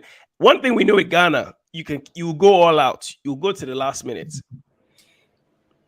You know, you don't just give up. You know, and that's the difference between you guys and Senegal. Senegal can play a very decent, organized game of football, but clinical finishers, they don't have many. Whereas you guys, for some reason, these players who I don't even know where they play have a way of just finishing. They can defend with 3 guys or 2 guys, like just 2 guys running back, which obviously is not a good tactic, but you guys have the capability of doing it on the cut. From your lips to God's ears, man. I think I have a feeling that the Middle Eastern teams, obviously Qatar is gone, which is my favorite, to win the whole thing. But can you imagine if they did and you put a bet on? You're probably 100 millionaire at that point. Just put a tenner on. Close, at least, yeah. I think the Saudis, Iran, they put themselves in a good position. I think all those teams like Ecuador, I think South American teams, African teams, and Arabic teams, I think are going to do well in this tournament for some reason. I just think that because of the way the season is, what you find is the top teams with the top individual players are finding it hard to gel. And I think other smaller teams who are more united are taking advantage of it. And I think you've seen that with Argentina. Yeah. You've seen that with Germany even. The top teams are just, they needed more time to prep together to work off their best attributes. Whereas the weaker teams, just like, man, let's just do it. Let's keep it simple. Just keep it simple. But what you're saying about the Arab countries, I don't think they'll go far. I think they'll all drop out. Just you like think Saudi and Iran? Saudi, yeah, I think because the Saudis' next game is against. Oh, it's Poland. Right? Poland is not exactly setting the world alight. No, I'm not saying Poland is setting the world alight, but I think they'll return back to north. I think I think because I think even Poland is overachieving personally. I've never rated Poland as a team, and I think the Saudis. I hope they win. They're the last hope of this part of the world. But yeah, it's a good point actually. USA and Iran. Yeah, that group is the most lit group ever politically. Obviously, the situation between the Shah and the Ayatollah in the 70s, and then the USA-Iran issue. Then you have the England-Iran issue. Then you have England-USA. Like, we already saw how impotent England was. I don't think Iran beats England, obviously, but who knows? I think that Iran-USA game was very interesting because I feel like the Iranian players will be very motivated for this one. I think that probably told them that, listen, boys, if you don't win this game, But let's just say this: USA is supposed to, like, just the way they looked against England. The USA is supposed to top that group. They should really top that group. I don't know, man. Because they look like if you talk about a team that seems the most like balanced, it's the USA. Really? The way they were able to. England doesn't seem balanced. Like, you can't have a freak performance, like, because England can't play properly for 90 minutes, like consistently and do a job. I saw USA do a job for 90 minutes and do everything but score. But that's against top 5 in the world. But this is the point I'm making. But then I also saw them make a slight error and lose to Wales. Okay. And draw with Wales, rather. So my point is this. One, I think 2 things are happening. One, you pointed out that USA doesn't have a clinical forward. If they did, then I would agree with you completely. Secondly, I think they were made to look good by England. England really played terribly. And you probably you can explain exactly why they've done, because they've done it in many tournaments. Like, even like today, I was listening to a lot of football podcasts, and even the English players, pundits, commentators, were just like, what happened? It's like they just reverted back to that fear and I said this to you because we watched the game together. I said this to you. I said, look, England lacks that mentality, a winner's mentality. For a start, they sing a national anthem about a human being, not about their country. So that pride isn't really there. God Save the King is not a national anthem. Number 2, just living in England, you already see how the society is. It's almost like a, let me diminish myself. Let me make myself smaller. Let me not draw too much attention for myself. But the minute one small thing happens, oh my God, it's coming home. So there's no consistent way of like thinking. It's self-degradation type of thing. So and there was a moment where on the counter attack, I think I'll say this to you or one of the other guys that was with us watching the game, where Jack Grealish is attacking, and his natural instinct was to turn around. Yeah. Just go. That's the difference between them and Ghana, Cameroon. But they will just keep going. They'll go past the goalpost. They just keep going. That's the difference. There's a mentality shift. You have to shift to be a nation whose mentality is about winning. It's a big deal. Again, they won a World Cup at a time where there were 12 countries or whatever, and no African countries, I don't know if there are any countries from the Middle East. I mean, it's essentially a European and South American tournament. So I'm not talking about people who have a winning mentality. They don't. Nigeria and Ghana have won more youth championships, World Cups than those two countries, than England. Nigeria, I think, has the most. I think Ghana has the second most youth championships on the 17, on the 23. I mean, it tells you everything. Like, naturally, these people are not winners. And I said this to you before. Their players are B-level players. No, that's I disagree. You see, no. Let me explain this thing to you very quickly. Please. You see, when I say B-level, I mean, let's say we have 5 top-tier teams in the Premier League. Mm-hmm. Of the 5 top-tier teams in the Premier League, maybe you can find, of the 25 players in the team, maybe 10. Is it up to 10 that play for the top? I wouldn't even say up to 10, actually. Maybe let's just say 10 out of 25. 3 or 4 of them are injured or not playing or surplus to requirements. So really, effectively, they're playing with about 6 out of 25 that play for the top teams. All the other players play for the B-level teams, for lack of a better word. And a B-level team is okay if you say, oh, yeah, it's the Premier League. But in reality, a B-level team lacks creativity. The Premier League is not a creative league. If you gave me 6 top-tier Spanish club teams, and then the remaining was B-level Spanish and Italian teams, I'll take that because naturally there's a skill level to the way they play. The English game is not about skill. The English game is not about skill. It's not about skill. The English game the English game is not about skill, and you know that. Well, I will disagree with you on this. It's a fast-paced league. It's a fast-paced league that's all about the excitement and everything. Whereas those leagues are watch these leagues. They're slow. It's all about thinking. Yeah. And that's why they were able to be. England was outsmarted by Italy. It's not because they weren't able to score. It's because they're able to outthink. You ever see a boxer? You see Anthony Joshua fought Usyk the other day. Usyk is shorter than him, but has an amateur pedigree. Had something like 200 amateur fights, lost like 2. Olympic gold medal like Joshua. But because Joshua's mentality was not about skill, but more about just being big and strong, this guy outwitted him to the point where Joshua was looking at the guy, didn't even know whether to throw a punch because he didn't know what would come back. That's how the English players are when they play teams with skill. They don't know what to do. Go back to 2002 when they played Brazil. They score 1 goal, think it's the end of the world. Yeah. And don't know what hit them 15 minutes later when Ronaldinho lobbed the goalkeeper. Yeah, but then hold on. How much of this, because again, I think a lot of this also has to do with how they are managed as well. And I think because they've had Fabio Capello. Yeah. Right? Fabio Capello is not a pushover. He's not a joke of it. He's not a joke of a coach. But guess what? He did the same thing that Sven Eriksson did, which is when they were ahead, he then plays it safe.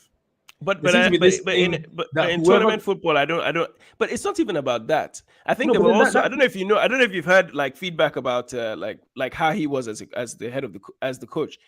He was essentially trying to implement certain curfews and meals and things, and the players pushed back. It meant again when we talk about mentality, it's no surprise when you talk about what Arsene Wenger did at Arsenal. He did it with French players.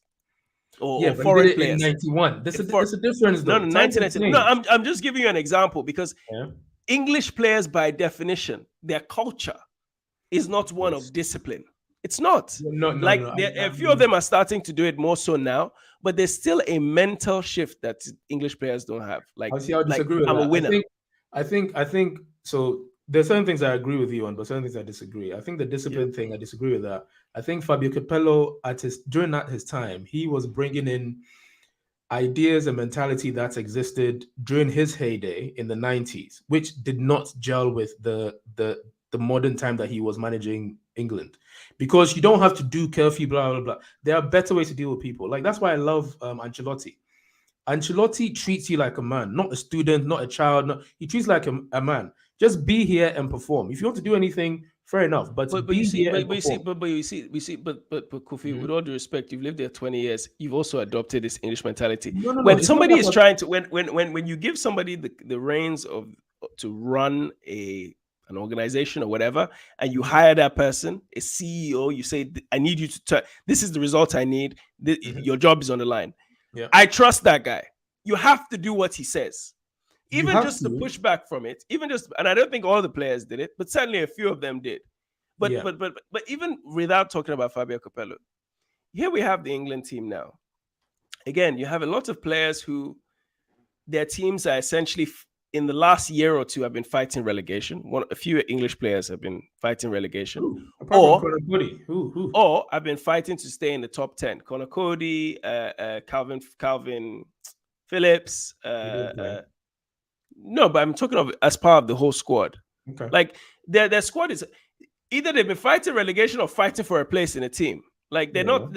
I mean, take away the City guys, one or two Chelsea guys, and with all due respect, Mason Mount. Anyway, let's not talk about Mason Mount. You're not absolutely not a fan. Absolutely overrated. Trent Alexander-Arnold is struggling for a place because he doesn't do the job of a defender. I mean, it's incredible when you talk about the problems that this England team has as compared to other teams. Germany is clearly going through a transitional period, so they're not as good as they used to be. But my God, England? Okay. I do not think for a second that this squad is better than the previous squads, because I think the previous squads had an individual. Every player was individually motivated to win because there was competition to win. They were all winners. The problem is they didn't merge. These players are all merged, but mentally have no winning mentality. Okay, so let me ask you something. Mentally. Let me ask you something. Yeah. And I know the first game was against Iran, so it's red herring. Yeah. That's 6-2. But because the issue that I saw with this England game was just the lack of initiative, which again perhaps falls down on the mentality that you've pointed out. So my question is this: if they had a coach, right, that was actually forward or positive thinking in terms of the approach, like if they had Luis Enrique, for example, because I love Luis Enrique because no matter what team he takes, he always has a plan, whether that's defensively or attacking, and they always attack. If you watch Spain today, they were always attacked, even though they only have Luis one Enrique recognized striker. Spanish coach, by the way. Yeah. Even though they have only one recognized striker, he has the wingers there. They're always playing a good attacking system. Now, imagine if you had these English players. Fair enough, they're not yet winners, but I think if they had a coach like Luis Enrique, you'd have gotten a better performance from them than you did with Gareth Southgate. That might be the case. That might be the case. That the coaches, fair enough, you can argue they don't have enough time with the player, blah blah blah, but the approach that the coach takes, whether he does it together with the players or not, I suppose it's his plan rather than the players' plan, is so defeatist that even now England fans are like, what the fuck was this? But yeah, I mean, look, I hear what you're saying. I think take the just take football out of it. Would you say this is a country of highly motivated individuals? I will, yes. So you would say that English people are highly motivated. Well, if we're talking about I'm not talking of the ones that colonized us. I'm not talking of the ones that colonized us. I'm talking of the people now today. When you look at England and you talk about people with a mentality of winners, it depends. Highly motivated. What area you're talking about? It's too broad a question, my guy. No. It's a very simple question. America. It's a simple United question, States of America. People are. It's a place. Even just look at the way people speak. Very direct. Go to Nigeria, very direct, highly motivated people. It's a simple question, Kofi, if you really stop and think about it. This is not a country of highly motivated, incredibly driven people. I'm sorry. It is not. Okay. It is not. I wouldn't agree with that. And I always say this. I even said it during the game. I was like, how did these people colonize us? How? They couldn't colonize us because as the individuals that we see every day do not colonize us. It was the handful of elites. All those people that went to the Oxfords, Cambridge, the Etons, those schools were bred to run a colonial system. That is why England did what it did, because of a handful of English people. But English people, by definition, are not the most driven people. I'm sorry. That drive is not there. It's not there. I worked education for the last 15 years. Believe me when I tell you, it is not a driven country. People are not driven. They're like, oh, you know what? It's all about the taking part. That's the kind of people they are in England. It's about the taking part. It's about there's no shame in losing. Can you imagine that mentality? But come on, that also applies in the States, no?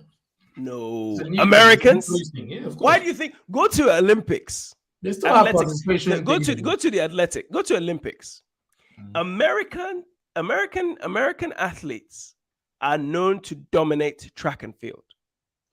Their teams are large. Their medal tally is one of the largest. I think China is competing. Teams that invest heavily usually get that result. But Britain invests heavily, yet doesn't go anywhere near the medal tally. Go look at the last Olympics, the last World Athletics Championships. Britain, with all their investment, probably the second or third largest investors behind Russia and China and America. Maybe even they're higher, who knows? Nowhere near the medal tally. And I watch athletics religiously. You know, that's what, like, my second or third sport. These people are not motivated like other people are. These people are like, this is what I have to do, and I will go and do it. Look at when people look at how finals are played. Like when the way people talk about finals. Look at boxers talking about how they're going to win the fight. How people are saying, this final, we have no choice. We have to do this. We have to do this. We have to get the W. We have to get the W. Here, people go into a final saying, let's see how it goes. We're going to do our best. That's the mentality. That's the mentality. It's weak. It's weak.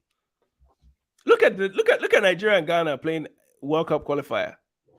Our coach was saying, even though it was 0-0 in Accra, and they came to Nigeria, we will win, we'll qualify, don't worry. That's motivation. It's blind, because they were not trained, but the mentality is that we must win. Go to Lagos, people are winners. Blind motivation. And by the way, you Ghanaians need to learn from us Nigerians, because you people, you like to be humble. You like to be humble. You guys created Afrobeat. You created Afrobeat and you've let Nigerians go and claim it like it's their own. You people, that's probably why you, Kofi, you are siding with the English, because you're kind of like them.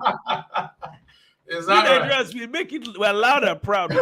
We don't. You're like, it's mine. Nigerians, Congolese, South Africans, I think Ugandans, Kenyans, they don't give a damn. England, Germans, Belgium. Look at Belgium. They have Kevin De Bruyne. He just goes to show you they can't do it. He's not a clutch player. He's a clutch player when he has a system to work in. But when he's playing for his country, the motivation is not there. European people are not like that, my brother. By and large. Okay. It's the expressive ones that are able to. Well, no problem. No, you don't have to. But but the reality is this is not a country of motivated people. That's why I could confidently say when we're watching the final last year of the Euros, I was like, England can't win this. They don't have the mentality. And it came to pass. They just don't have the mentality. I said it to you when we started that match yesterday with USA. They will not win this game. As I say, it only needs a change. That change can happen. Kofi said change. I do. You think it's Obama's election? There's no change. They don't have anything to do. Anyway, my brother, let's wrap up. So I'm gonna be away next week. Who knows? We might still be able to do the show, right? Maybe.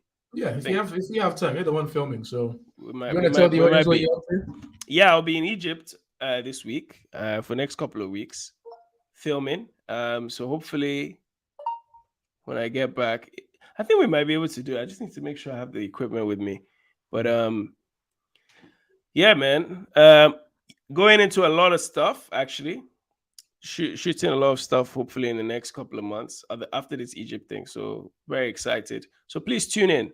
Thank you all those people who tune in, all those people who watch afterwards. We really, really appreciate the love and support. This is very interesting. What do you think, Kofi? Sorry, Hedy. Sorry. So far, so good. Are you happy? You've already put me on blast. So it's fine. Yeah, I'm good, man. I'm good. Thank you. Thank you to the guys that are commenting. We always appreciate your comments. So I think there are 2 new comments that have come up. See if you want to read them out. So Liz said, "Oh yeah, USA versus Iran. Yeah, I'm nervous for real. Yeah, you better be. Yeah, be nervous because they have to win. They have to win. If Iran lose, they're bombing somebody, and it won't be us. So good luck with that. And if the US loses, they're out. This is a joke, by the way. Nobody should take this too deep. And it's so it is ironic that the George Weah's son, Ballon d'Or winner, is he was playing for there. the USA. He was there. I saw him. Yeah. So ironic, man. The ironies of life, anyway. Colonial legacy tells you everything. Yeah. Liz also said, "I'm shocked to hear that since the UK takes their football seriously. I think that they take it seriously, yeah, because they export it. It's one of the most marketable. I guess it's the most marketable. One of the most marketable industries that they have is the football industry.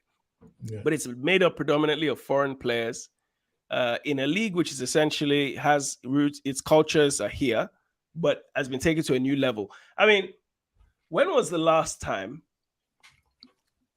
with the exception of Harry Kane, and Harry Kane is really, like, I give him a lot of credit.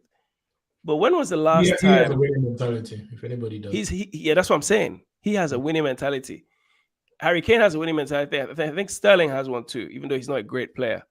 And I think maybe I think a few others have it too. But there is a reluctance. There is a reluctance in this country to take risk and go for it. I'm not saying everyone, but I'm just saying by and large, the mentality here is one of complaining, and saying, thinking about the worst case scenario. I remember Gareth Southgate going into the third place playoff for the World Cup last time, and he was being interviewed. He was like, "Well, at best, what we can do is match our best ever record since 1996, but we've already matched something. We've already matched what we did in 1990." Like, he's already talking about it's still a bronze place match, and he walked into it. Go and watch the pre-match interview. He just already walked into it like, whatever happens, this game doesn't matter. I mean, think about it. Just think about it. That's a bronze place playoff. You can at least have something to show for it. Yeah. But in typical English fashion, and by the way, I don't think they're that good. I don't think the players are that good either. So, and maybe history will prove me incorrect. But I think it'll prove me right. They're not that great. You have like 3 or 4 that can play in other teams. I think the question is, which player in England will any other of the top teams want? Take out Harry Kane. Who are they desperate for? None of them. Even with Bellingham will definitely get into teams. Okay, Bellingham would get into a lot of teams. Yeah, but I don't think anybody else. I don't think nobody needs him. They don't need him. He might be there, but they don't need him. You're changing the goalpost there. No, I'm not. My question is very clear. No, my question is very clear. Which one of England's teams players will other teams say, "I need this guy. I need"? Okay, well, I think that's take Harry Kane out, Bellingham, maybe Phil Foden, maybe. So which team do you think will say, "I need Harry Kane," given Harry Kane is their best player? I think there are a few teams that would be like, "I wouldn't mind Harry Kane." I think France would take Harry Kane. I think France would take Harry Kane. I think France for Giroud. Are you mad? Their top goal scorer. You think they'll swap him for thingy? Okay, so listen to your own argument. No, So no, listen no, to your no, own no. argument. So you're even saying that Harry Kane, our I'm saying, top no, player, the point I'm trying is to- useless. that's not what So I'm you're saying. proving my point. No, the point I'm trying to make is need. That the word need is different. If you say they want, that's I think that's Yeah. a fairer Okay, assessment. fine. In which case, Want you've and agreed need with is me. not two You've different agreed with things. me then. No. So You've if it's agreed with want, me. no, I didn't. Listen to me. I didn't. If you're saying want, then yes, they'll take Harry Kane, but they don't need Harry Kane because Giroud, or if he scores goals, he also gels the team together in that France setup. That's why they're so potent. Like he finds pockets. Forget. Okay, now we're making this conversation about Giroud. I'm asking you a question. Okay. Which one of England's players do other teams need? Do we I need said or Harry want? Kane I think just it to should be. want, not need, because need is a But very. want is different. You want everybody, but who do you need? Who do you need? Like what I mean is this. What I mean is which one of these English players will get into a France, Brazilian? Is more likely. Let's put it that way. More likely to get into France, Brazil, Portugal, Spain. Okay, that's a fair Which question. one of them is likely to get into the team? Okay, Take Bellingham so in out that of it. case, I do not think anybody else. Bellingham, thinking of Jake, Harry Kane. I think Sterling can on his good day. I think Saka can on his good day. Oh my Lord, Kofi. Saka. You don't think Saka can? Saka is one of the most. He's too young. Saka is 2 or 3 years away from the hype that he's getting now, and that's what's going to see him decline. Trust me, the pressure will get to him. He's too young to be getting this hype. He's not that good yet. But come on, They've put him here. He's good. I know England always. He's good. He's good. He's good. He's good. He's not that good. Okay. He's not that good. Kofi. All right. Who else? Let me think. So I said Bellingham already. I think the only two you could say are Kane and Bellingham, like For sure. hand on heart. Yeah. I think Trent is a close shout, but not quite. Simply because you're like, where will I play him? I'll have to change the system or whatever. Is it the goalkeeper? Is it any of the defenders, Stones or Maguire? Kyle Walker, maybe. Kyle Walker, yeah. We can't really say Kyle Walker either because Kyle Walker is not playing at the moment. No, but so what are we really saying is England team is? Whereas if we say take France, take Brazil, say which players from those teams will England take today? Like almost half of their starting lineups. It won't be half of the starting lineup. It will be more. It will be more. Brazil. Tell me somebody in Brazil that England would take. No, I'm talking about France. Okay, so Brazil, obviously they'll take Neymar, they'll take probably Richarlison as well. They'll take Vinicius. Keep going. Will they take Thiago over Harry Maguire? Yes, they will. Thiago Silva. I don't think they will. You don't think they'll take Thiago Silva over Harry Maguire? Oh, my brother. You clearly don't watch Chelsea. I'm not saying it's the right thing, but I don't think you're telling me Gareth Southgate has the option of Harry Maguire and Thiago Silva, and he picks Harry Maguire. Almost guaranteed. Do you know why? I'm not saying it's the right decision. No, hold on. I'm not saying it's the right decision. No. But we're talking about hypothetical situation. Who would they take? Gareth Southgate will not take Thiago Silva. This is how conservative this guy is. Harry Maguire is not even playing for United. Southgate. I said which one? So essentially, my previous question was which one of these England team players gets into other teams? Yep. Likewise, which one of the Brazilian team players gets into the England team? More than half of them will get in. Straight swap. I don't think so. More than half. France. Not at 37. No. Do France. Hold on. We didn't finish with Brazil. So who do we say? Richarlison? No, but we don't need to. I mean, come on. Richarlison, Neymar, I mean, Vinicius. I mean, they're enough. There are a few of them that will get it. No question. Like, not even Alisson, even the backup goalkeeper. I mean, come on, man. Even Ederson, you're right. Okay. I'll give you Brazil. Even Marquinhos. We forgot Marquinhos, bro. Like, stop, Kofi. Stop. Next. France. So Mbappe. And this isn't that great a French team. Mbappe. Yep. Dembele. I don't think they'll get Dembele, Dembele. Griezmann. Especially the way he's playing. No, Griezmann. Griezmann is a clutch number 10 for them in this World Cup. No question. I'm sorry. if you had a Griezmann in England's team, you would have unwrapped something against You have USA. a few people that could play Griezmann's role, but they're not using it. Who? Mount. Foden, Grealish could do that. I know you don't rate them. Not in the same way. Not in the same way. Not in the Griezmann exact has same way, also but Griezmann has the 100%. experience to do it a different way. Anyway, but Agreed. Konate, I think they take Konate before they take Harry Maguire or Stones. Actually, Huh, I think they'll take Varane. Actually, Yeah. Come to think they'll of take it, Varane for sure. I think they'll take Varane. They'll take Konate. They'll take I don't think they'll take Konate. they'll take what's this? The right back. What's his name? Oh, Pavard. Pavard. They'll take Pavard. Oh, come on. Over Kyle Walker and No, what's his name? it's not over Kyle Walker. Kyle Walker's not playing. It's over Kieran Trippier. What's We're Kyle talking Walker of play. playing? Kyle Walker injured. Trippier is the one that played right back. I know, but is Kyle Walker injured? He's been injured. In fact, they said he probably won't play until the final group game, if that. Oh, right. You know, he's been injured now. He's been injured. Oh, okay. Who else? Even Giroud. You look at him and This you guy, look you're at not Harry Kane. saying You it. look at Harry Kane. You're You're like, looking the English team like that. When No, they I'm go Harry being Kane, real, they're bro. Giroud. Nah, don't my get brother, me I'm being wrong. real. No. Let's even go to No. go to okay, I think fine, you are- forget you are- France because we've already done half this French squad. Let's go to Look, Portugal. it's Portugal. Kofi Portugal. We fit. Please, come Portugal. on. Who Fernandes. do you think there will be a single player Yeah, from that's all England playing if Portuguese players were available? Get out. Of course, come on, man. Come on. Portugal know that. Outside of Fernandes, what's his name? Bernardo Silva. Silva. They don't really have a Ronaldo. defense. Silva, No, we don't Ronaldo. have Ronaldo, please. Okay, yeah, Let's the do that. defenders. Let me think. don't Yeah, have the a defenders are defense. still too old. Yeah. They're too In the old, midfield, maybe Oh, Pass- yeah. Their defenders. With their midfield, I'll take Carvalho over this West Ham William boy. Carvalho. I'll take Carvalho over this West Ham boy for sure. 6.5 dozen, man. My brother. Anyway, this guy has been 2 hours. All right, man. Thank you very much. Thanks for tuning.